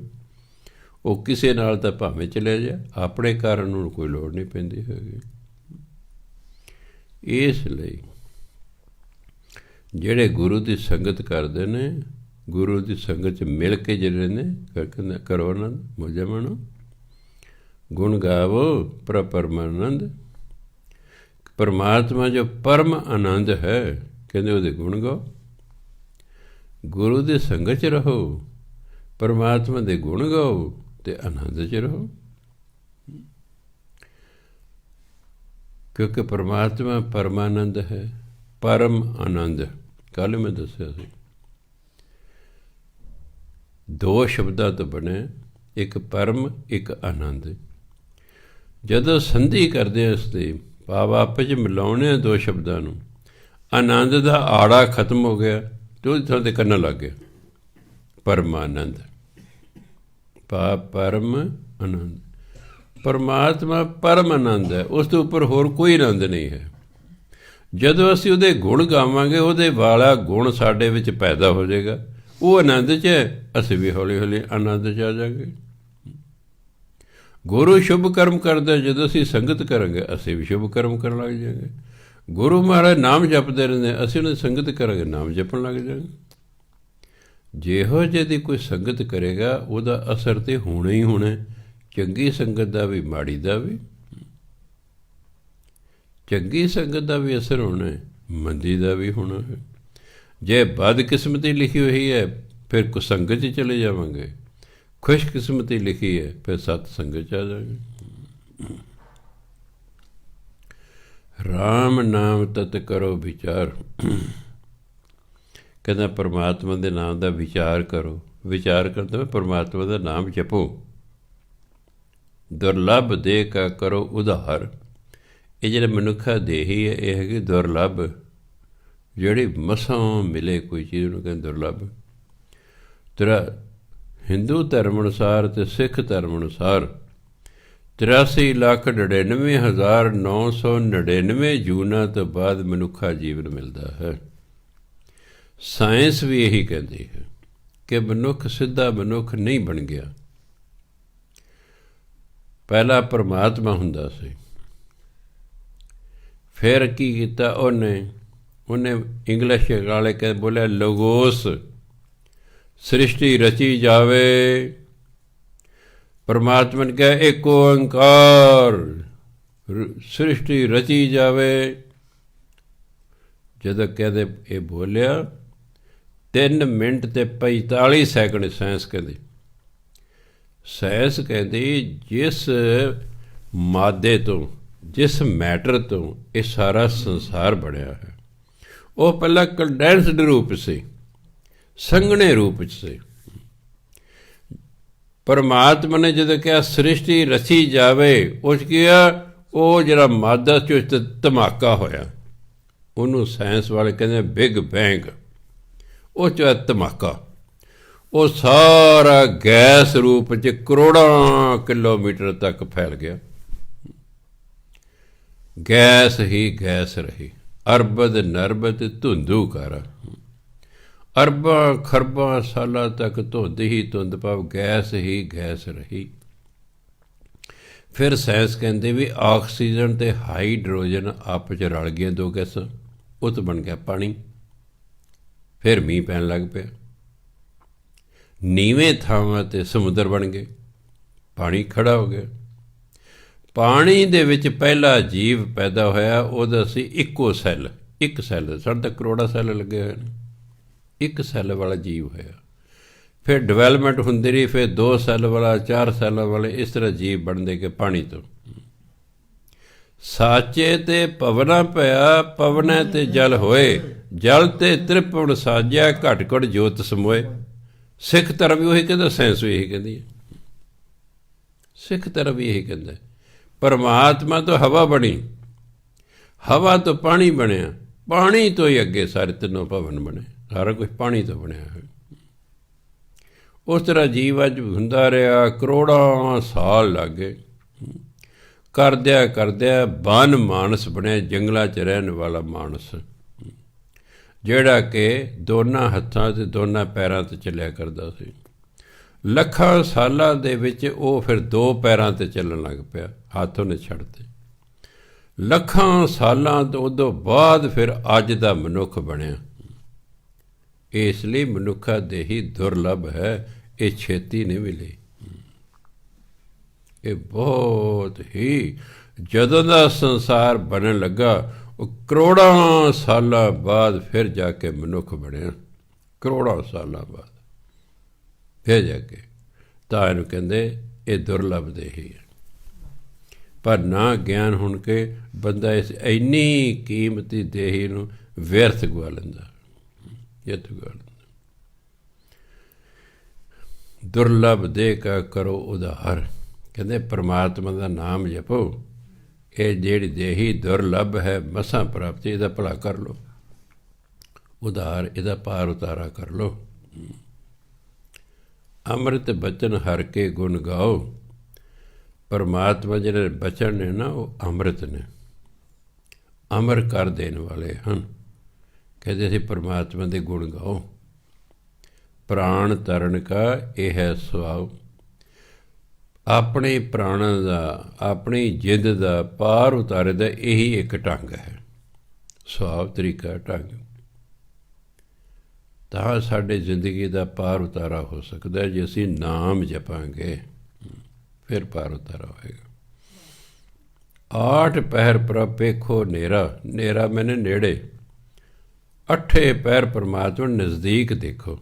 ਇਹ ਨਾ ਸਮਝੋ ਦੂਰ ਹੈ, ਉਹ ਨਾਲ ਹੈ, ਉਹ ਮੈਨੂੰ ਸੁਣ ਵੀ ਰਿਹਾ, ਉਹ ਮੈਨੂੰ ਵੇਖ ਵੀ ਰਿਹਾ। ਪਰ ਕਰੋੜਾਂ 'ਚੋਂ ਕੋਈ ਇੱਕ ਅੱਧਾ ਬੰਦਾ ਐਸਾ ਹੋਵੇਗਾ ਜਿਹੜਾ ਹਮੇਸ਼ਾ ਪਰਮਾਤਮਾ ਨੂੰ ਨੇੜੇ ਸਮਝੇ, ਵੀ ਪਰਮਾਤਮਾ ਮੈਨੂੰ ਵੇਖ ਰਿਹਾ। ਜੇ ਕਿਤੇ ਹੋ ਜਾਏ ਨਾ 100% ਵਿਸ਼ਵਾਸ, ਪਰਮਾਤਮਾ ਮੈਨੂੰ ਵੇਖ ਰਿਹਾ, ਫਿਰ ਦੇਖਦਾ ਕਿਵੇਂ ਗਲਤ ਕੰਮ ਕਰਦਾ, ਫਿਰ ਦਰਵਾਜ਼ੇ ਬੰਦ ਕੇ ਵੀ ਗਲਤ ਨਹੀਂ ਕਰ ਸਕੇ, ਪਰਮਾਤਮਾ ਵੇਖ ਰਿਹਾ, ਉਹਦੇ ਨਾਲ ਹੀ ਹੈ। ਪਰ ਕਰੋੜਾਂ 'ਚ ਕੋਈ ਇੱਕ ਹੋਊਗਾ ਜਿਹੜਾ ਇਹ ਗੱਲ ਮਹਿਸੂਸ ਕਰਦਾ ਕਿ ਪਰਮਾਤਮਾ ਮੈਨੂੰ ਹਮੇਸ਼ਾ ਵੇਖ ਰਿਹਾ ਹੈ। ਫਿਰ ਗਲਤ ਕੰਮ ਕਰਨਾ ਤੇ ਕੀ, ਗਲਤ ਖਿਆਲ ਹੀ ਨਹੀਂ ਮਨ 'ਚ ਆ ਰਿਹਾ, ਕਿਉਂਕਿ ਉਹ ਖਿਆਲਾਂ ਨੂੰ ਵੀ ਜਾਣਦਾ ਹੈ। ਅੰਦਰ ਬੈਠਾ, ਉੱਧਰ ਬੈਠਾ, ਉਹ ਜਾਣਦਾ, ਅੰਤਰਜਾਮੀ ਹੈ ਨਾ। ਜਿਵੇਂ ਇੱਕ ਬੰਦਾ ਕਹਿੰਦਾ ਮੈਂ ਸੁਆਮੀ ਕਿਵੇਂ ਬਣਿਆ, ਬੜੇ ਸਾਲਾਂ ਦੀ ਗੱਲ ਹੈ। ਮੈਂ ਅੰਮ੍ਰਿਤਸਰ ਨੂੰ ਜਾ ਰਿਹਾ, ਜਲੰਧਰ ਤੱਕ ਜਾਂਦੇ ਦਿਨ ਚੜ੍ਹ ਗਿਆ, ਅਖਬਾਰ ਵਾਲਾ ਆ ਕੇ ਮੈਂ ਅਖਬਾਰ ਪੰਜਾਬੀ ਟ੍ਰਿਬਿਊਨ ਪੜ੍ਹਨ ਲੱਗ ਪਿਆ। ਉਹ 'ਚ ਲਿਖਿਆ ਮੈਂ ਸੁਆਮੀ ਕਿਵੇਂ ਬਣਿਆ, ਵੀ ਮੈਂ ਗੁਰੂ ਕਿਵੇਂ ਬਣਿਆ। ਮੈਂ ਵੀ ਪੜ੍ਹਦੇ ਹਾਂ, ਮੈਂ ਪੜ੍ਹੀ ਗਿਆ। ਕਹਿੰਦਾ ਮੈਂ ਆਪਣੇ ਗੁਰੂ ਕੋਲ ਰਹਿੰਦਾ ਸੀ, ਛੋਟੀ ਉਮਰ 'ਚ ਹੀ ਚਲਿਆ ਗਿਆ ਉਹਨਾਂ ਕੋਲ। 20 ਕੁ ਸਾਲਾਂ ਦਾ ਹੋ ਗਿਆ, ਸਾਰੀ ਵਿੱਦਿਆ ਮੈਂ ਪ੍ਰਾਪਤ ਕਰ ਲਈ। ਇੱਕ ਦਿਨ ਸਾਡੇ ਸਵਾਮੀ ਜੀ ਨੂੰ ਬਾਜ਼ਾਰ 'ਚ ਕੋਈ ਕੰਮ ਸੀ, ਉਹ ਸਾਨੂੰ 5-7 ਚੇਲਿਆਂ ਨੂੰ ਨਾਲ ਲੈ ਕੇ ਬਾਜ਼ਾਰ ਵਿੱਚੋਂ ਲੰਘ ਰਿਹਾ ਹੈ। ਉਹ ਬਾਜ਼ਾਰ ਕਿਤੇ ਕੰਜਰੀਆਂ ਦਾ ਸੀ। ਕੰਜਰੀਆਂ ਛੱਤ 'ਤੇ ਖੜੀਆਂ ਹਾਵ ਭਾਵ ਕਰ ਰਹੀਆਂ ਨੇ। ਮੈਂ ਕਦੋਂ ਉਹਨਾਂ ਵੱਲ ਵੇਖਣ ਲੱਗ ਗਿਆ, ਸਵਾਮੀ ਜੀ ਮੇਰੇ ਤੋਂ ਅੱਗੇ ਅੱਗੇ ਜਾ ਰਹੇ ਸਨ। ਉਹ ਇੱਕਦਮ ਬਾਜ਼ਾਰ 'ਚ ਰੁਕੇ, ਮੇਰੇ ਥੱਪੜ ਮਾਰਿਆ, ਕਹਿੰਦਾ ਓਏ ਕੀ ਸੋਚਦਾ, ਠੀਕ ਸੋਚ। ਕਦੋਂ ਮੈਂ ਡਰ ਗਿਆ ਵੀ ਸਵਾਮੀ ਜੀ ਨੂੰ ਪਤਾ ਮੈਂ ਕੀ ਸੋਚ ਰਿਹਾ ਹਾਂ। ਉਸ ਦਿਨ ਤੋਂ ਬਾਅਦ ਚਾਹੇ ਰਾਤ ਨੂੰ ਮੈਂ ਕੁੰਡੀ ਲਾ ਕੇ ਵੀ ਸੌਂਦਾ ਸੀ ਨਾ, ਤਾਂ ਵੀ ਮੈਨੂੰ ਪਤਾ ਸੀ ਸਵਾਮੀ ਜੀ ਮੈਨੂੰ ਵੇਖ ਰਹੇ ਨੇ। ਅਤੇ ਬਸ ਫਿਰ ਮੁੜ ਕੇ ਮੈਂ ਨਾ ਗਲਤ ਸੋਚਿਆ ਅਤੇ ਨਾ ਗਲਤ ਕੀਤਾ, ਅਤੇ ਭਜਨ ਬੰਦਗੀ ਕਰਨ 'ਤੇ ਗਿਆ ਹੀ ਸੀ, ਅਤੇ ਮੈਂ ਇੱਕ ਦਿਨ ਆਪ ਸਵਾਮੀ ਬਣ ਗਿਆ। ਇਹ ਗੁਰੂ ਬਣਨਾ ਕੋਈ ਸੌਖਾ ਕੰਮ ਨਹੀਂ ਹੈ। ਸੰਤ ਮਹਾਤਮਾ ਬਣਨੇ ਕੋਈ ਸੌਖਾ ਕੰਮ ਨਹੀਂ। ਆਪਣੇ ਨਾਮ ਨਾਲ ਸੰਤ ਲਿਖ ਲੈਣਾ, ਸੰਤ ਖਵਾ ਲੈਣਾ ਹੋਰ ਗੱਲ ਹੁੰਦੀ। ਸੰਤ ਹੋਣਾ ਬਹੁਤ ਮੁਸ਼ਕਿਲ ਕੰਮ ਹੈ। ਇਸ ਲਈ ਕਰੋੜਾਂ 'ਚ ਕੋਈ ਇੱਕ ਅੱਧਾ ਹੋਏਗਾ ਜਿਹੜਾ ਹਰ ਵਕਤ ਇਹ ਮਹਿਸੂਸ ਕਰਕੇ ਪਰਮਾਤਮਾ ਮੈਨੂੰ ਵੇਖ ਰਿਹਾ ਹੈ। ਫਿਰ ਗਲਤ ਸੋਚੇ ਹੀ ਨਹੀਂ ਜਾ ਸਕਦਾ, ਕਿਉਂਕਿ ਪਰਮਾਤਮਾ ਅੰਤਰਜਾਮੀ ਨੂੰ ਪਤਾ ਹੈ ਇਹ ਕੀ ਸੋਚ ਰਿਹਾ। ਸਵਾਮੀ ਜੀ ਨੇ ਤਾਂ ਹੀ ਥੱਪੜ ਮਾਰਿਆ ਨਾ, ਓਏ ਕਹਿੰਦਾ ਕੀ ਸੋਚ ਰਿਹਾ, ਠੀਕ ਸੋਚ। ਇਸ ਲਈ ਜੇ ਅਸੀਂ ਗਲਤ ਸੋਚਾਂਗੇ ਵੀ ਪਰਮਾਤਮਾ ਨੂੰ ਪਤਾ ਇਹ ਕੀ ਸੋਚ ਰਿਹਾ। ਇਸ ਕਰਕੇ ਵਾਕਈ ਬਹੁਤ ਔਖਾ ਕੰਮ ਹੈ। ਹਾਂ, ਜਨ ਨਾਨਕ ਖੇਲ ਕਠਿਨ, ਵਾਕਈ ਕਠਿਨ, ਬਹੁਤ ਕਠਿਨ ਕੰਮ ਹੈ। ਬਹੁਤ ਕਠਿਨ ਕੰਮ। ਜੇ ਕਿਤੇ ਇਹ ਸਾਧੂਆਂ ਨੇ ਸੋਚਿਆ ਹੁੰਦਾ, ਅੱਜ ਜੇਲ੍ਹਾਂ ਨਾ ਉਹਨਾਂ ਨੂੰ ਹੁੰਦੀ। ਉਹਨਾਂ ਸੋਚਿਆ ਹੀ ਨਹੀਂ ਕਿ ਮੈਨੂੰ ਮੇਰਾ ਗੁਰੂ ਵੇਖ ਰਿਹਾ ਹੈ। ਇਹ ਸੋਚਿਆ ਹੀ ਨਹੀਂ ਉਹਨਾਂ ਨੇ ਵੀ ਤੁਸੀਂ ਕਿਸੇ ਦੇ ਚੇਲੇ ਹੋ। ਭਾਵੇਂ ਹੁਣ ਗੁਰੂ ਬਣ ਗਏ, ਹੈ ਤਾਂ ਤੁਸੀਂ ਕਿਸੇ ਦੇ ਚੇਲੇ। ਭਾਈ ਲਹਿਣਾ ਜੀ ਭਾਵੇਂ ਆਪ ਗੁਰੂ ਬਣ ਗਏ, ਪਰ ਹੈਣ ਤਾਂ ਗੁਰੂ ਨਾਨਕ ਦੇਵ ਦੇ ਚੇਲੇ ਸਨ ਨਾ, ਅਤੇ ਗੁਰੂ ਨਾਨਕ ਜੀ ਤਾਂ ਵੇਖ ਹੀ ਰਹੇ ਸਨ। ਇਹ ਨਹੀਂ ਤਾਂ ਕਿ ਉਹ ਸਰੀਰ 'ਤੇ ਅੱਗੇ ਵੇਖ ਨਹੀਂ ਰਹੇ। ਬ੍ਰਹਮ ਗਿਆਨੀ ਤਾਂ ਸਰਬ ਵਿਆਪਕ ਹੋ ਜਾਂਦਾ ਹੈ। ਜਿਵੇਂ ਪਰਮਾਤਮਾ ਸਰਬ ਵਿਆਪਕ ਸਭ ਥਾਂ 'ਤੇ ਹੈ, ਬ੍ਰਹਮ ਗਿਆਨੀ ਸਭ ਥਾਂ 'ਤੇ ਹੁੰਦਾ। ਤੁਸੀਂ ਗੁਰੂ ਨਾਨਕ ਦਾ ਪ੍ਰਕਾਸ਼ ਜਿਹੜਾ ਸਾਰੇ ਸੰਸਾਰ 'ਚ ਮਨਾਇਆ ਜਾਂਦਾ ਹੈ, ਗੁਰੂ ਮਹਾਰਾਜ ਸਾਰੇ ਸੰਸਾਰ 'ਚ ਲੱਖਾਂ ਗੁਰਦੁਆਰੇ 'ਚ ਜਾਂਦੇ ਨੇ ਇੱਕੋ ਹੀ ਸਮੇਂ। ਬ੍ਰਹਮ ਗਿਆਨੀ ਸਰਬ ਵਿਆਪਕ ਹੋ ਜਾਂਦਾ ਹੈ। ਘੱਟ ਕਰ ਕੀ ਜਾਣਦਾ ਹੈ, ਸਾਡੇ ਅੰਦਰ ਕੀ ਹੈ ਉਹ ਸਭ ਉਹ ਜਾਣਦਾ ਹੈ। ਇਸ ਲਈ ਪਰਮਾਤਮਾ ਨੂੰ ਪ੍ਰਾਪਤ ਕਰਨਾ ਕੋਈ ਖਾਲਾ ਜੀ ਦਾ ਵਾੜਾ ਨਹੀਂ ਹੈਗਾ। ਪਤਾ ਨਹੀਂ ਕਿਹੜੇ ਜਨਮ 'ਚ ਜਾ ਕੇ ਮਨ ਬਿਲਕੁਲ ਸ਼ੁੱਧ ਹੋਵੇਗਾ, ਫਿਰ ਜਾ ਕੇ ਗੱਲ ਬਣੇਗੀ। ਗਲਤ ਕੰਮ ਕਰਨ ਨਾਲ ਤਾਂ ਮਨ ਮੈਲਾ ਹੋਣਾ ਹੀ, ਗਲਤ ਸੋਚਣ ਨਾਲ ਵੀ ਮਨ ਮੈਲਾ ਹੋ ਜਾਂਦਾ, ਮਨ ਨੂੰ ਮੈਲ ਲੱਗ ਜਾਂਦੀ। ਭਜਨ ਬੰਦਗੀ ਕਰ ਕਰਕੇ ਉਹ ਮੈਲ ਲਾਹੀ, ਫਿਰ ਕੁਝ ਗਲਤ ਸੋਚ ਲਏ। ਚਲੋ ਗਲਤ ਮੰਨ ਲਓ ਕੀਤਾ ਨਹੀਂ, ਇੰਨੀ ਸੋਝੀ ਵੀ ਗਲਤ ਨਹੀਂ ਕਰਨਾ। ਗਲਤ ਕੀਤਾ ਨਹੀਂ ਪਰ ਗਲਤ ਬਾਰੇ ਸੋਚ ਰਿਹਾ ਹੈ, ਮਨ ਤੇ ਮੈਲਾ ਹੋ ਗਿਆ। ਫਿਰ ਲੱਗੋ ਰਿਹਾ ਭਜਨ ਬੰਦਗੀ ਕਰਨ। ਭਜਨ ਬੰਦਗੀ ਕਰਕੇ 5-7 ਘੰਟੇ ਕਰਕੇ ਲਾਈ ਮੈਲ, ਮੁੜ ਕੇ ਫਿਰ ਕੋਈ ਗਲਤ ਸੋਚ ਲਿਆ। ਇਸ ਲਈ ਸਾਡੀ ਗੱਲ ਬਣਦੀ ਹੋਈ ਨਹੀਂ ਹੈ। ਪਤਾ ਨਹੀਂ ਕਿਹੜੇ ਜਨਮ 'ਚ ਬਣੇਗੀ, ਪਤਾ ਨਹੀਂ ਅਜੇ ਕਿੰਨੇ ਕੁ ਜਨਮ ਲੱਗਣਗੇ। ਜਿਵੇਂ 2 ਸਾਧੂ ਬੈਠੇ, ਇੱਕ 70-72 ਸਾਲਾਂ ਦਾ, ਇੱਕ 24 ਸਾਲਾਂ ਦਾ। ਜਿਹੜੇ ਆਕਾਸ਼ ਜਦ ਨੇ ਮਹਾਂਪੁਰਖ ਨਾਰਦ ਮੁਨੀ ਜੀ। ਨਾਰਦ ਮੁਨੀ ਜੀ ਵਿਸ਼ਨੂੰ ਭਗਵਾਨ ਨੂੰ ਮਿਲਣ ਜਾ ਰਹੇ ਨੇ। ਪਹਿਲੇ ਸਾਧੂ ਕੋਲ ਆਏ ਜਿਹੜਾ ਬੁੱਢਾ ਸੀ ਨਾ, ਜਿਹੜਾ ਨੌਜਵਾਨ ਸੀ ਉਹਦੇ ਕੋਲ ਪਹਿਲਾਂ ਆਏ। ਕਹਿੰਦੇ ਭਾਈ ਮੈਂ ਨਾ ਭਗਵਾਨ ਨੂੰ ਮਿਲਣ ਚੱਲਿਆ, ਤੂੰ ਕੁਛ ਕਹਿਣਾ? ਉਹ ਕਹਿੰਦੇ ਭਗਵਾਨ ਨੂੰ ਪੁੱਛ ਕੇ ਆਇਓ ਮੈਨੂੰ ਹੋਰ ਕਿੰਨੇ ਸਾਲ ਭਜਨ ਬੰਦਗੀ ਕਰਨੀ ਪਵੇਗੀ। ਕਹਿੰਦੇ ਅੱਛਾ ਭਾਈ ਪੁੱਛਾਵਾਂਗੇ। ਦੂਜੇ ਬੁੱਢੇ ਕੋਲੇ ਚਲੇ ਗਏ। ਕਹਿੰਦੇ ਮੈਂ ਭਗਵਾਨ ਕੋਲੇ ਚੱਲਿਆ, ਤੂੰ ਕੁਛ ਕਹਿਣਾ? ਹਾਂ ਕਹਿ ਉਹਨੂੰ ਪੁੱਛ ਕੇ ਆਇਆ ਜੀ ਵੀ ਮੈਨੂੰ 70 ਸਾਲ ਹੋ ਗਏ ਭਜਨ ਬੰਦਗੀ ਕਰਦਿਆਂ, ਅਜੇ ਹੋਰ ਕਿੰਨੇ ਕੁ ਸਾਲ ਲੱਗਣਗੇ? ਕਹਿੰਦੇ ਪੁੱਛਾਵਾਂਗਾ ਜੀ। ਜਦੋਂ ਵਾਪਸ ਆਇਆ ਤਾਂ ਪਹਿਲਾਂ ਬੁੱਢੇ ਦੀ ਵਾਰੀ ਆ ਗਈ। ਉਹ ਦੋਸਤ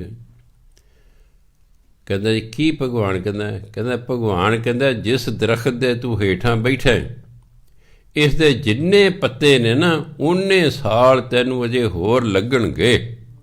ਉਹਨੇ ਟਿੱਡ ਪੌੜੀ ਸੁੱਟਤੀ ਤੇ ਖੜਾ ਹੋ ਗਿਆ। ਕਹਿੰਦਾ 70 ਸਾਲ ਦੇ ਪਹਿਲਾਂ ਹੋ ਗਏ ਨੇ ਤੇ ਇਹਦੇ ਪਤਾ ਹੀ ਨਹੀਂ ਕਿੰਨੇ ਪੱਤੇ ਨੇ, ਅਜੇ ਇੰਨੇ ਸਾਲ ਹੋਰ ਲੱਗਣਗੇ। ਚਲੋ ਜੀ ਹੁਣ ਤਾਂ ਭਜਨ ਬੰਦੀ ਦਿੱਤੀ ਛੱਡ।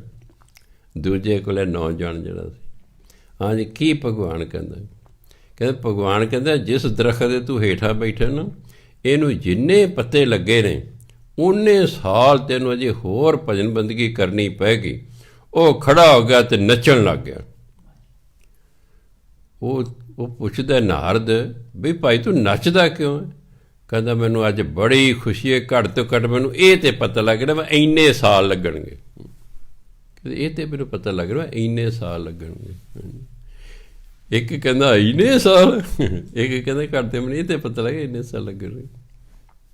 ਸੋਚ ਫਰਕ ਹੈ। ਸੋ ਸਾਨੂੰ ਵੀ ਪਤਾ ਨਹੀਂ ਅਜੇ ਕਿੰਨੇ ਕੁ ਸਾਲ ਲੱਗਣਗੇ। ਸਾਡਾ ਕੰਮ ਹੈ ਲੱਗੇ ਰਹਿਣਾ, ਬਸ ਕਾਲੇ ਕੂਲੇ ਨਹੀਂ ਪੈਣਾ। ਇਹ 'ਚ ਕਾਲੇ ਪਿਆ ਕੁਛ ਨਹੀਂ ਬਣਦੇ। ਪਰਮਾਤਮਾ ਇਸੇ ਜਨਮ 'ਚ ਵੀ ਕਿਰਪਾ ਕਰ ਸਕਦਾ ਹੈ, ਨਾ ਕਰੇ ਜੇ 10 ਜਨਮ ਹੋਰ ਨਾ ਕਰੋ, ਉਹਦੀ ਮਰਜ਼ੀ ਹੈ। ਗਣਕਾ ਵਰਗਿਆਂ ਤੇ ਇੱਕੋ ਜਨਮ 'ਚ ਹੀ ਕਿਰਪਾ ਕਰਤੀ, ਪਰ ਉਹਦੇ ਵਰਗਾ ਹਰ ਇੱਕ ਨਹੀਂ ਹੋ ਸਕਦਾ। ਪਰਮਾਤਮਾ ਦੀ ਕੋਈ ਗੱਲ ਨਹੀਂ, ਤੂੰ ਹੁਣ ਤੱਕ ਜੋ ਕਰ ਲਿਆ ਕਰ ਲਿਆ। ਸਾਧੂ ਨੇ ਤੈਨੂੰ ਕਹਿਤਾ ਸੀ ਵੀ ਨਾਮ ਜਪਣਾ, ਤੂੰ ਬਸ ਸਭ ਕੁਝ ਛੱਡ ਛੁਡਾ ਦਿੱਤਾ, ਦਰਵਾਜ਼ੇ ਕਰ ਲਏ ਬੰਦ, ਗਾਹਕਾਂ ਨੂੰ ਦਿੱਤਾ ਜਵਾਬ। ਜਿਉਂ ਲੱਗੀ ਭਜਨ ਬੰਦਗੀ ਕਰਨ, ਮਰਨ ਤੱਕ ਕਰਦੇ ਰਹੇ। ਤੇ ਮਰਨ ਵੇਲੇ ਮੂੰਹ ਨਿਕਲਿਆ ਰਾਮ, ਤੇ ਸਿੱਧੀ ਬੈਕੁੰਠ ਧਾਮ ਨੂੰ ਚਲੇ ਗਈ। ਇੱਕੋ ਜਨਮ 'ਚ ਨਿਬੇੜਾ ਹੋ ਗਿਆ। ਕਿਉਂ? ਮੈਂ ਸਭ ਕੁਝ ਛੋੜ ਪ੍ਰਭ ਤੁਮੇ ਧਿਆਇਆ, ਤੂੰ ਹੀ ਧਿਆਇਆ, ਬਸ ਸਭ ਕੁਝ ਛੱਡ।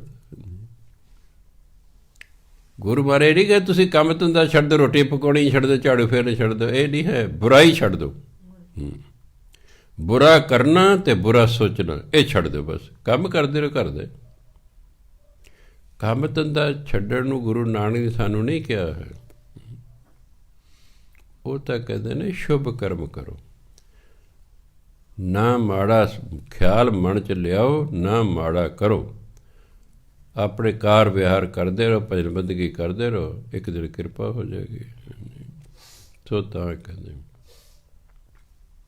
8 ਪਹਿਰ ਪ੍ਰਭ ਪੇਖੋ ਨੇਰਾ, 8 ਪਹਿਰ ਪਰਮਾਤਮਾ ਨੂੰ ਨੇੜੇ ਸਮਝੋ, ਉਹਨੂੰ ਨੇੜੇ ਵੇਖੋ। ਪੇਖੋ ਮੈਨੇ ਵੇਖੋ, ਨੇਰਾ ਮੈਨੇ ਨੇੜੇ। ਫਿਰ ਕੀ ਹੋਏਗਾ? ਮਿਟੇ ਅਗਿਆਨ ਬਿਰਸੈ ਅੰਧੇਰਾ।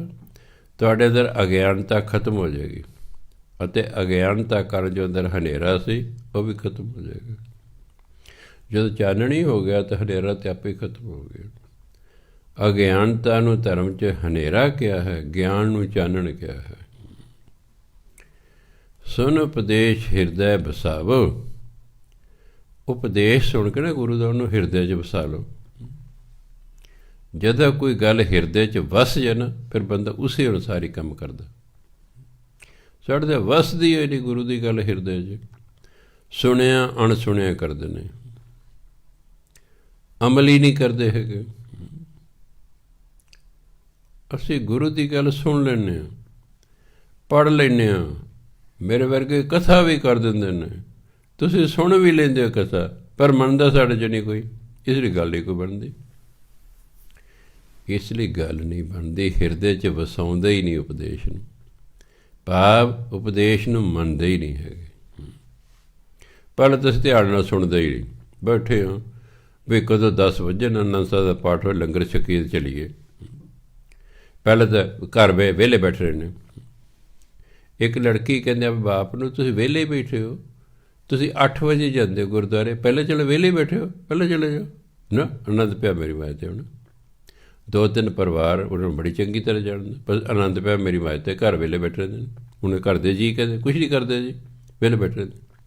ਕਹਿੰਦੇ ਸੀ ਕਹਿੰਦੇ ਤੁਸੀਂ ਵਿਹਲੇ ਬੈਠੇ ਹੋ, ਗੁਰਦੁਆਰੇ ਚਲੇ ਜਾਓ ਕਿ ਲੰਗਰ ਛਕਣ ਵੇਲੇ ਹੀ ਜਾਣਾ। ਬਹੁਤੀ ਦੁਨੀਆ ਦੇ ਲੰਗਰ ਦਾ ਧਿਆਨ ਧਰ ਕੇ ਆਉਂਦੇ, ਬੋਲੋ ਜੀ ਵਾਹਿਗੁਰੂ, ਲੰਗਰ ਦਾ ਧਿਆਨ ਧਰ ਕੇ। ਚਲੋ ਮੈਂ ਕਹਿੰਦਾ ਫਿਰ ਹੀ ਸ਼ੁਕਰ ਹੈ, ਹੋ ਸਕਦਾ ਲੰਗਰ ਛਕਦੇ ਛਕਦੇ ਕਦੇ ਸੋਝੀ ਆ ਜਾਏ, ਕਿਉਂਕਿ ਗੁਰੂ ਕਾ ਲੰਗਰ ਹੈ, ਇਹ ਬੇਅੰਤ ਸ਼ਕਤੀਆਂ ਦਾ ਮਾਲਕ ਹੈ। ਐਵੇਂ ਨਹੀਂ ਹੁੰਦਾ, ਗੁਰੂ ਦੇ ਲੰਗਰ ਕਦੇ ਜੂਠਾ ਨਹੀਂ ਛੱਡੀਦਾ, ਪਾਪ ਲੱਗਦਾ। ਜਿੰਨੀ ਮਹਾਨਤਾ ਤੁਸੀਂ ਦੇਗ ਨੂੰ ਦਿੰਦੇ ਹੋ ਨਾ, ਉਨੀ ਮਹਾਨਤਾ ਹੀ ਲੰਗਰ ਹੁੰਦੇ। ਭੋਗ ਦਾ ਉਹਨੂੰ ਵੀ ਲੱਗਾ, ਭੋਗ ਦੇਗ ਨੂੰ ਵੀ ਲੱਗਦਾ ਅਤੇ ਭੋਗ ਲੰਗਰ ਨੂੰ ਵੀ ਲੱਗਦਾ ਹੈ। ਜੇ ਭੋਗ ਨਾ ਲੱਗਾ ਵੇ ਦੇਗ ਨੂੰ ਤਾਂ ਫਿਰ ਤਾਂ ਕੜਾਹ ਹੋ ਗਈ, ਫਿਰ ਦੇਗ ਕਾਹਦੀ ਹੋਈ, ਉਹ ਤਾਂ ਕੜਾਹ ਹੋ ਗਿਆ। ਪਰ ਨਹੀਂ, ਮੈਂ ਦੇਖਿਆ ਦੇਗ ਦਾ ਕਿੜਕਾ ਵੀ ਡਿੱਗ ਪਿਆ ਉਹਨੂੰ ਚੱਕ ਕੇ ਮੂੰਹ 'ਚ ਪਾਉਂਦੇ ਨੇ, ਅਤੇ ਲੰਗਰ ਜੂਠ ਕਿੰਨਾ ਛੱਡ ਆਉਂਦੇ ਨੇ, ਪਾਪ ਲੱਗਦਾ। ਗੁਰੂ ਮਹਾਰਾਜ ਕਿਹਾ ਸਿੱਖਾ, ਮੈਂ ਤੈਨੂੰ ਦਿੱਤਾ ਖਾਣ ਨੂੰ ਹੈ ਅਤੇ ਤੂੰ ਆਹ ਗੰਦਮਾਂ ਛੱਡ ਚਲੇ ਮਗਰ ਹੈ। ਤੂੰ ਮੇਰੀ ਦਿੱਤੀ ਦੇ ਕੀ ਕੀਮਤ ਹੀ ਨਹੀਂ ਪਾਈ ਹੈਗੀ। ਇਹ ਪ੍ਰਸਾਦ ਹੁੰਦਾ, ਇਹ ਤਾਂ ਗੁਰੂ ਦੀ ਕਿਰਪਾ ਹੁੰਦੀ ਹੈ, ਬਖਸ਼ਿਸ਼ ਹੁੰਦੀ ਹੈ। ਜਿਵੇਂ ਥੇੜੀ ਸਾਹਿਬ ਮੈਂ ਜਾਂਦਾ, ਮੈਂ ਉੱਥੇ ਲੰਗਰ ਨਹੀਂ ਸੀ ਛਕਦਾ।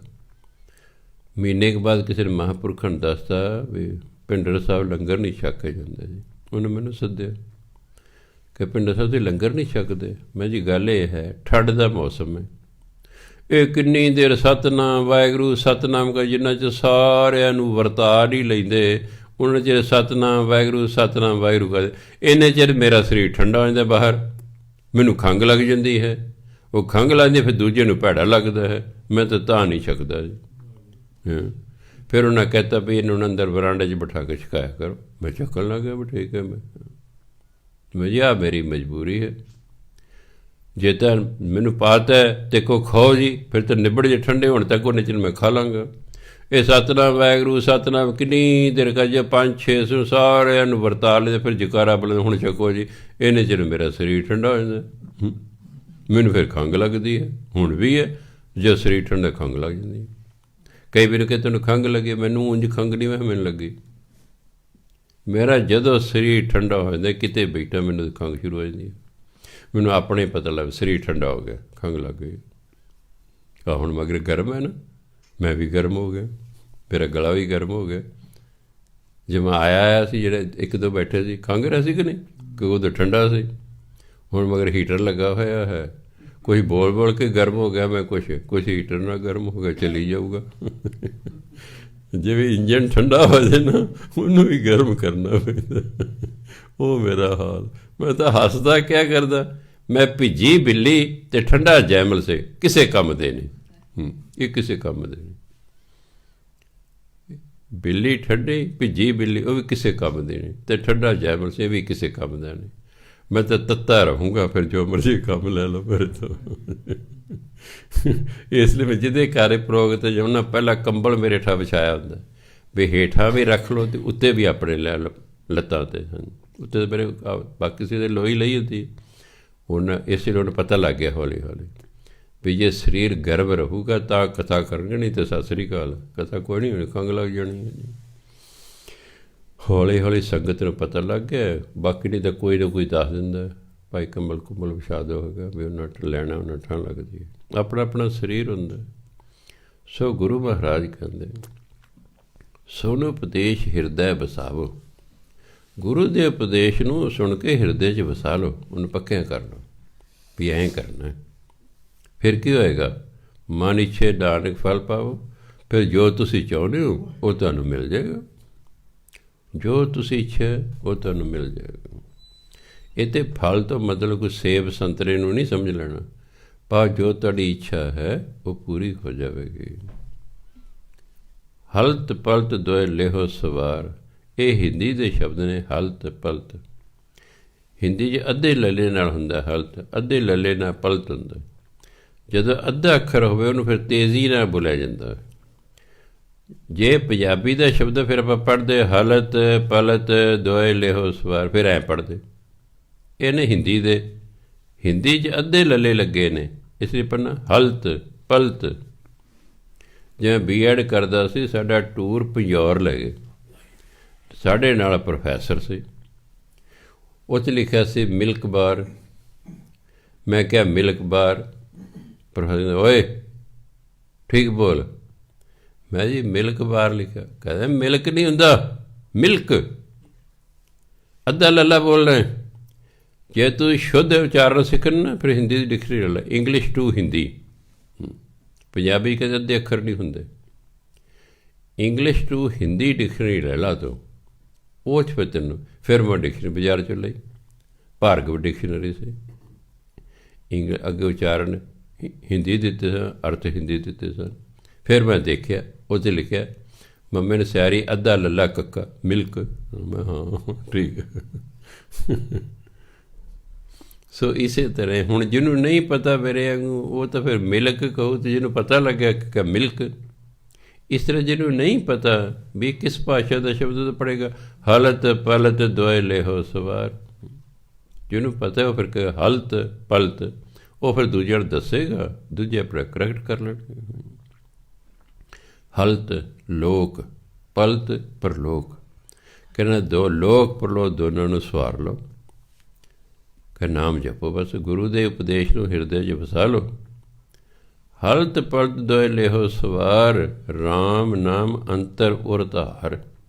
ਰਾਮ ਦੇ ਨਾਮ ਨੂੰ ਹਿਰਦੇ 'ਚ ਵਸਾ ਲਓ, ਅੰਤਰ ਅੰਦਰ, ਔਰ ਹਿਰਦਾ ਧਾਰ ਦਾ ਟਿਕਾਉਣਾ, ਆਪਣੇ ਹਿਰਦੇ ਦੇ ਵਿੱਚ ਰਾਮ ਪਰਮਾਤਮਾ ਦੇ ਨਾਮ ਨੂੰ ਵਸਾ ਲਓ।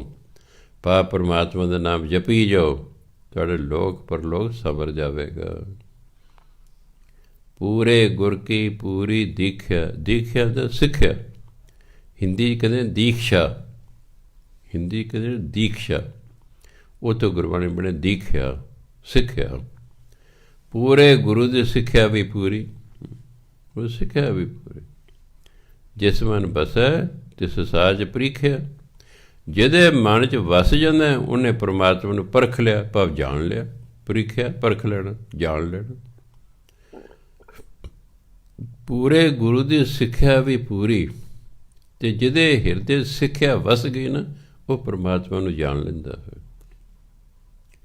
ਮਨ ਤਨ ਨਾਮ ਜਪੋ ਲਿਵ ਲਾਏ, ਮਨ ਕਰਕੇ ਤਨ ਕਰਕੇ ਲਿਵ ਲਾ ਕੇ ਪਰਮਾਤਮਾ ਦਾ ਨਾਮ ਜਪੋ, ਭਾਵ ਧਿਆਨ ਨਾਲ ਪਰਮਾਤਮਾ ਦਾ ਨਾਮ ਜਪੋ।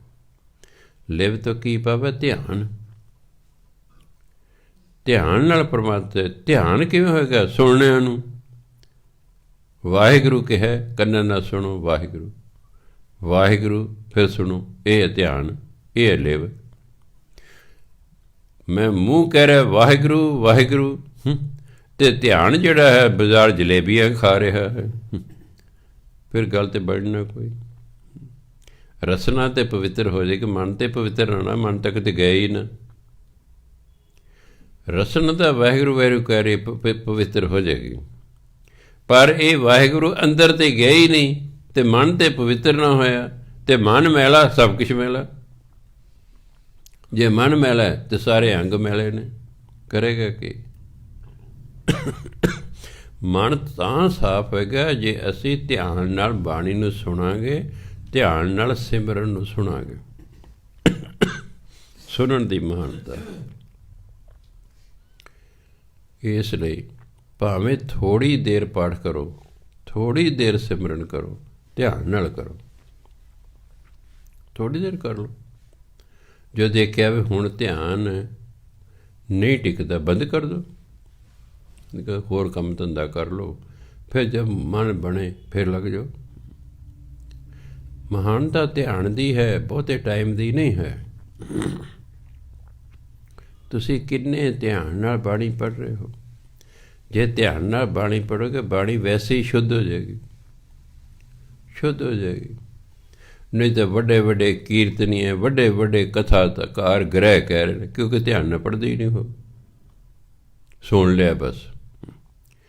ਆਪ ਨਹੀਂ ਵੇਖਣਾ ਵੀ ਕੀ ਸਪੈਲਿੰਗ ਨੇ, ਇਹ ਜੇ ਜੋੜ ਕੇ ਕੀ ਬਣੇਗਾ ਨਾ। ਸੁਣ ਲਿਆ ਗ੍ਰਹਿ, ਅੱਗੇ ਗ੍ਰਹਿ ਗ੍ਰਹਿ ਗ੍ਰਹਿ ਗ੍ਰਹਿ, ਉਹ ਇੰਨਾ ਪੱਕ ਗਿਆ ਹੈ ਮੇਰੇ ਇੱਥੇ ਮੱਥਾ ਮਾਰਨ ਦੇ ਬਾਵਜੂਦ ਵੀ ਜਦੋਂ ਤੁਸੀਂ ਪਾਠ ਕਰ ਰਹੇ ਹੋ ਫਿਰ ਗ੍ਰਹਿ ਕਹਿੰਦੇ ਹੋ। ਮੈਂ ਮਾਰੀ ਜਾਂਦਾ ਮੱਥਾ, ਗ੍ਰਹਿ ਨਹੀਂ ਹੈ, ਗ੍ਰਹਿ ਹੈ, ਗ੍ਰਹਿ ਹੈ। ਕਿੰਨੀ ਵਾਰੀ ਮੈਂ ਗੱਲ ਕਹਿ ਲਈ ਹੈ, ਪਰ ਜਦੋਂ ਮੈਂ ਸੁਣਦਾ ਫਿਰ ਕਹਿਣਗੇ ਗ੍ਰਹਿ, ਫਿਰ ਜੀ ਕਦੇ ਉੱਠ ਕੇ 2 ਮਾਰਨ ਰਖੜੇ, ਫਿਰ ਚੰਗਾ ਜਿਹਾ ਨਹੀਂ ਲੱਗਦਾ ਵੀ ਗੁਰੂ ਗ੍ਰੰਥ ਸਾਹਮਣੇ ਕੁੱਟਦਾ ਹੈ।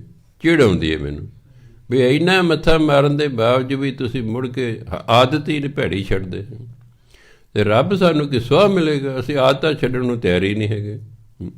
ਆਦਤ ਹੀ ਨੇ ਗ੍ਰਹਿ ਕਹਿਣ ਦੀ, ਉਹ ਛੱਡਦੇ ਨਹੀਂ ਹੈਗੇ। ਅਸੀਂ ਮਾਰੀ ਜੇ ਮੱਥਾ ਜਿੰਨਾ ਮਰਜ਼ੀ, ਨਾ ਜੇ ਕਹਿਣਾ ਹੁੰਦਾ, ਨਾ ਤੇ ਕੀ ਕਹਿਣਾ, ਨਾ ਤੇ ਕਹਿਣਾ। ਜੈ ਕਹਿ ਤੈ, ਮਿਹਰ ਨੂੰ ਕਹਿਣਗੇ ਮਹਿਰ, ਉੱਥੇ ਮਿਹਰ ਲਿਖਿਆ, ਮਿਹਰਾਮਤ, ਮੰਮੀ ਨੂੰ ਸਿਆਰੀ ਹਾ ਹਾ ਰਾ ਰਾ, ਮਿਹਰ ਕਹਿਣਗੇ ਮਹਿਰ। ਤਰਸ ਪਿਆ ਮਹਿਰਾਮਤ ਹੋਈ, ਜ਼ੋਰ ਲਾ ਲਾ ਕੇ ਪੜ੍ਹਦੇ, ਤਰਸ ਪਿਆ ਮਹਿਰਾਮਤ ਹੋਈ। ਅਸੀਂ ਖੱਤੇ ਬਹੁਤ ਕਮਾਉਂਦੇ, ਜ਼ੋਰ ਲਾ ਕੇ ਖੱਤੇ, ਖੱਤੇ ਤਾਂ ਹੁੰਦੇ ਨੇ ਜਿਹੜਾ ਜ਼ਮੀਨ ਦਾ ਇੱਕ ਹਿੱਸਾ। ਅਸੀਂ ਖਤੇ, ਖੱਖੇ ਦੇ ਪੈਰ 'ਚ ਬਿੰਦੀ ਤੱਤੇ ਲਾ, ਖਤੇ ਫਾਰਸੀ ਦਾ ਸ਼ੁੱਧ ਹੈ, ਪਾਪ, ਗਲਤੀ। ਅਸੀਂ ਬੜੇ ਪਾਪ ਕਰਦੇ ਹਾਂ, ਅਸੀਂ ਖਤੇ ਬਹੁਤ ਕਮਾਉਂਦੇ, ਅੰਤ ਦਾ ਪਾਰਾਵਾਰ, ਉਹਨਾਂ ਦਾ ਅੰਤ ਹੀ ਨਹੀਂ ਕੋਈ। ਪਰ ਜ਼ੋਰ ਲਾ ਲਾ ਅਸੀਂ ਖੱਤੇ ਬਹੁਤ ਕਮਾਉਂਦੇ, ਕਰ ਲਿਆ, ਸੁਣ ਲਿਓ ਪਾਠੀਆਂ, ਜ਼ੋਰ ਲਾ ਲਾ ਕੇ ਕਰ। ਤੁਹਾਡੇ 'ਚ ਕੋਈ ਵਿਰਲਾ ਰਘਵੀਰ ਸਿੰਘ ਵਰਗਾ ਜਾਂ ਉਹ ਸੰਧੂ ਸਾਹਿਬ, ਬਸ 2 ਦਾ ਹੀ ਪਾਠ ਸ਼ੁੱਧ ਹੈ। ਇਹ 2 ਦਾ ਪਾਠ ਬਿਲਕੁਲ ਸ਼ੁੱਧ ਹੈ, ਬਾਕੀ ਸਭ ਦੇਸੀ ਮਾਲ ਹੈ। 60 ਸਫ਼ੇ ਤੁਹਾਨੂੰ ਆਉਂਦੇ ਨੇ, ਆਉਂਦੇ ਕਿ ਨਹੀਂ? ਔਰ ਕਿੰਨੇ ਸਾਲਾਂ ਤੋਂ 60 ਸਫ਼ੇ ਨੇ, ਤੁਸੀਂ ਉਹ 60 ਸਫ਼ੇ ਹੀ ਕਿਤਾਬ ਦੇ ਅਨੁਸਾਰ ਤਿਆਰ ਨਹੀਂ ਕੀਤੇ। ਕਾਹਦੇ ਬੰਦੇ ਹੋ ਤੁਸੀਂ? ਕੀ ਰੰਗ ਲਾਓ ਜ਼ਿੰਦਗੀ 'ਚ? ਮੈਂ ਗੁਰੂ ਗ੍ਰੰਥ ਦੇ ਹੱਥ ਸਾਹਮਣੇ ਹੱਥ ਖੜੇ ਕਰਵਾ ਲਾਂ ਕਿ ਜਿਹੜੇ ਸਫ਼ੇ ਤੁਹਾਨੂੰ ਆਉਂਦੇ ਨੇ 2 ਘੰਟਿਆਂ 'ਚ ਹੱਥ ਖੜੇ ਕਰੋ ਜਿਨ੍ਹਾਂ ਨੇ ਮੇਰੀ ਕਿਤਾਬ ਅਨੁਸਾਰ ਉਹ ਤਿਆਰ ਕਰ ਲੈਣ। ਨੋ, ਸਤਿ ਸ੍ਰੀ ਅਕਾਲ। 60 ਸਫ਼ੇ ਹੀ ਨਹੀਂ ਤਿਆਰ ਕਰ ਸਕਦੇ ਇੰਨੇ ਸਾਲਾਂ 'ਚ। ਸਾਰਾ ਗੁਰੂ ਗ੍ਰੰਥ ਕਿਹੜੇ ਭੜੂਏ ਨੇ ਤਿਆਰ ਕਰਨਾ? ਬੁੱਠੀ ਕੋਈ ਚੱਲ ਰਿਹਾ, ਬਸ ਅੰਦਰ ਮਰ ਗਿਆ ਹੈ, ਅੰਦਰ ਸ਼ੌਕ ਹੀ ਨਹੀਂ ਹੈਗਾ, ਅੰਦਰ ਸ਼ੌਕ ਹੀ ਨਹੀਂ ਕੋਈ ਸਿੱਖਣ ਦਾ। ਮਰ ਗਏ ਨੇ ਅੰਦਰ। ਮੈਂ ਉਮੀਦ ਛੱਡਤੀ ਇਹਨਾਂ ਤੋਂ ਵੀ ਕਿਆ ਫਾਇਦਾ ਇਹਨਾਂ ਦਾ, ਮੱਥਾ ਮਾਰੀ ਜਾਂਦੇ ਹਨ, ਅਸਰ ਹੀ ਨਹੀਂ ਇਹਨਾਂ 'ਤੇ ਕੋਈ ਹੁੰਦਾ। ਆਹ ਜਿਹੜੇ ਪੈਸੇ ਲੈਂਦੇ ਨੇ, ਇੱਕ ਨੇ ਵੀ ਨਹੀਂ ਤਿਆਰ ਕੀਤੇ ਇੰਨੇ ਸਾਲਾਂ 'ਚ। ਮੈਨੂੰ ਕਹਿੰਦਾ ਤੁਹਾਨੂੰ 240 ਸਫ਼ੇ ਆਉਂਦੇ ਨੇ, ਇਹੀ ਆਉਣੇ ਨੇ। 1430 ਦੇ ਤੁਸੀਂ ਕਰ, ਤੁਸੀਂ 240 ਸਫ਼ੇ ਮੇਰੀ ਕਿਤਾਬ ਅਨੁਸਾਰ ਉਚਾਰਨ ਤਿਆਰ ਕਰ ਲਓ ਨਾ। ਪੈਸੇ ਤੱਕ ਮਤਲਬ ਬਸ ਆਪਣਾ ਰੋਲ ਲਓ, ਪੈਸੇ ਲਓ, ਚਲੋ ਜਿਹੋ ਜਿਹਾ ਹੈ ਚੱਲੀ ਜਾ ਰਿਹਾ ਹੈ। ਜੇ ਮੈਂ 7-8 ਦਿਨ ਲਈ ਕੱਢ ਦਿੰਦਾ, ਫਿਰ ਪਿੱਟਦੇ ਨੇ, ਫਿਰ ਮਾਵਾਂ ਨੂੰ ਲੈ ਆਉਂਦੇ ਨੇ, ਨਾ ਜੀ ਨਾ ਜੀ ਨਾ ਕਰੋ, ਨਾ ਜੀ ਫਲਾਣਾ ਨਾ ਕਰੋ। ਕਰਨਾ ਕੁਛ ਹੈ ਨਹੀਂ ਹੈਗਾ। ਪੈਸੇ ਲੈ ਕੇ ਵੀ ਪੜ੍ਹਨ ਨੂੰ ਤਿਆਰ ਨਹੀਂ, ਬਿਨਾਂ ਪੈਸੇ ਤਾਂ ਕਿੰਨੇ ਪੜ੍ਹਨਾ। ਇੱਕ ਦਿਨ ਮੈਂ ਸੋਚਿਆ ਸੀ ਵੀ ਤਮਾਸ਼ਾ ਦੇਖਣਾ। ਇੱਕ ਹਫ਼ਤਾ ਪਹਿਲਾਂ ਕਹਿੰਦੇ ਵੀ ਅਗਲੇ ਹਫ਼ਤੇ 9 ਵਜੇ ਤੋਂ ਲੈ ਕੇ 10 ਵਜੇ ਕੀਰਤਨ ਹੋਏਗਾ, ਉਸ ਤੋਂ ਬਾਅਦ ਹਰ ਇੱਕ ਨੂੰ ਪੀਜ਼ਾ ਖਵਾਇਆ ਜਾਏਗਾ। ਜੇ ਨਾ ਤੁਸੀਂ ਸਾਰੇ ਜਵਾਕਾਂ ਨੂੰ ਵੀ ਨਾਲ ਲੈ ਆਵੋ, ਥਾਂ ਨਹੀਂ ਰਹਿਣਾ ਸਤਸੰਗ ਭਵਨ 'ਚ, ਇੰਨੀ ਭੀੜ ਹੋ ਜਾਣੀ। ਜਿੰਨੀ ਲੱਲੀ ਛੱਲੀ ਹੈ ਸਾਰੀ ਆ ਜਾਣੀ ਉੱਥੇ। ਪੀਜ਼ਾ ਮਿਲੇਗਾ, ਚਲੋ ਚਲੋ। ਜਿਹੜੇ ਤੁਹਾਡੇ ਜਵਾਕਾਂ ਨੇ ਕਦੇ ਜ਼ਿੰਦਗੀ ਮੱਥਾ ਨਹੀਂ ਗੁਰਦੁਆਰੇ, ਉਹ ਵੀ ਆ ਜਾਣਗੇ ਖਾਣ, ਪੀਜ਼ਾ ਮਿਲੇਗਾ ਅੱਜ, ਚਲੋ ਚੱਲੀਏ। ਖਰਚਾ ਤਾਂ ਇੱਕ ਵਾਰੀ ਸਾਡਾ ਆ ਜਾਏਗਾ 30-40 ਹਜ਼ਾਰ, ਪਰ ਤਮਾਸ਼ਾ ਦੇਖਣ ਨਾਲ ਹੋਏਗਾ। ਇਹ ਪੀਜ਼ਾ ਖਾਣੇ ਨਾਲ ਗੁਰਦੁਆਰੇ ਨਾਲ ਕੋਈ ਲੈਣਾ ਦੇਣਾ ਨਹੀਂ ਹੈ, ਇਹ ਤਾਂ ਪੀਜ਼ਾ ਖਾਣ ਆਏ ਨੇ। ਇੱਕ ਵਾਰੀ ਪੀਜ਼ਾ ਖਵਾ ਦਿਓ, ਦੂਜੀ ਵਾਰੀ ਹੋਰ ਕੁਛ ਖਵਾ ਦਿਓ। ਜਿਹੜੇ ਜਵਾਕ ਖਾਂਦੇ ਨੇ ਬਾਜ਼ਾਰਾਂ 'ਚ, ਬੱਲੇ ਬੱਲੇ ਕਹਿਣ ਬੱਲੇ ਬੱਲੇ ਵੀ ਬੜੀ ਦੁਨੀਆ ਸਤਸੰਗ ਭਵਨ 'ਚ ਆਉਂਦੀ ਹੈ। ਕਾਹਦੇ ਲਈ ਆਉਂਦੀ ਹੈ? ਪੀਜ਼ੇ ਖਾਣ ਆਉਂਦੀ ਹੈ। ਮਹਿੰਗੇ ਹੀ ਬਹੁਤ ਨੇ, 500 ਦਾ ਇੱਕ ਆਉਂਦਾ ਪੀਜ਼ਾ।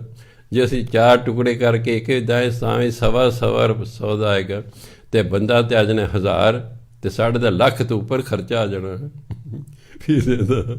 ਪਰ ਇੱਕ ਵਾਰੀ ਤਾਂ ਬੱਲੇ ਅਖਬਾਰ ਵਾਲੇ ਸੱਦ ਲਾਂਗੇ, ਦੇਖੋ ਕਿੰਨੀ ਦੁਨੀਆ ਸਾਤਸੰਗ ਭਵਨ 'ਚ ਸਾਤਸੰਗ ਕਰਨ ਆਉਂਦੀ ਹੈ, ਅਗਲੇ ਨੂੰ ਕੀ ਪਤਾ ਕੀ ਕਰਨਾ ਹੈ। ਗੁਰੂ ਮਹਾਰਾਜ ਭਲੀ ਕਰਨ। ਸੋ ਗੁਰੂ ਮਹਾਰਾਜ ਕਹਿੰਦੇ,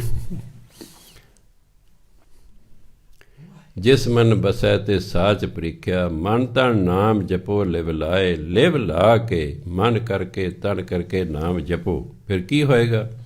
ਦੁੱਖ ਦਰਦ ਮਨ ਤੇ ਭਉ ਜਾਏ। ਦੁੱਖ ਦਰਦ ਤੇ ਡਰ ਜਿਹੜਾ ਹੈ ਉਹ ਮਨ 'ਚੋਂ ਖਤਮ ਹੋ ਜਾਏਗਾ। ਸੱਚ ਵਪਾਰ ਕਰੋ ਵਪਾਰੀ, ਹੈ ਵਪਾਰੀਓ ਸੱਚ ਦਾ ਵਪਾਰ ਕਰੋ, ਇਹ ਨਾਮ ਜਪਣ ਦਾ ਵਪਾਰ ਕਰੋ। ਫਿਰ ਕੀ ਹੋ ਗਿਆ? ਦਰਗਾਹ ਨਿਭੈ ਖੇਪ ਤੁਮਾਰੀ। ਖੇਪ ਹੁੰਦਾ ਸੌਦਾ, ਇਹ ਨਾਮ ਦਾ ਸੌਦਾ ਦਰਗਾਹ ਤੱਕ ਜਾਏਗਾ। ਫਿਰ ਹੋਰ ਕੋਈ ਸੌਦਾ ਦਰਗਾਹ 'ਚ ਨਹੀਂ ਜਾਣਾ, ਇਹ ਨਾਮ ਦਾ ਸੌਦਾ ਹੀ ਦਰਗਾਹ ਤੱਕ ਜਾਵੇਗਾ। ਏਕਾ ਟੇਕ ਰੱਖੋ ਮਨ ਮਾਹੀ, ਇੱਕ ਪਰਮਾਤਮਾ ਦੇ ਮਨ 'ਚ ਓਟ ਆਸਰਾ ਰੱਖੋ। ਫਿਰ ਕੀ ਹੋਏਗਾ? ਨਾਨਕ ਬਹੁਰ ਨਾ ਆਵੇਂ ਜਾਹੇ। ਇਹ ਇਨਸਾਨ ਤੂੰ ਫਿਰ ਦੁਬਾਰਾ ਤੇਰਾ ਜਨਮ ਮਰਨ ਨਹੀਂ ਹੋਵੇਗਾ, ਤੇਰਾ ਦੁਬਾਰਾ ਆਉਣਾ ਜਾਣਾ ਨਹੀਂ ਹੋਏਗਾ, ਤੇਰਾ ਜੰਮਣ ਮਰਨ ਹਮੇਸ਼ਾ ਲਈ ਖਤਮ ਹੋ ਜਾਵੇਗਾ। ਸਤਿਕਾਰਯੋਗ ਸਾਸੇ ਸਮਾਂ ਹੋ ਗਿਆ। ਵਾਹਿਗੁਰੂ ਜੀ ਕਾ ਖਾਲਸਾ, ਵਾਹਿਗੁਰੂ ਜੀ ਕੀ ਫਤਿਹ।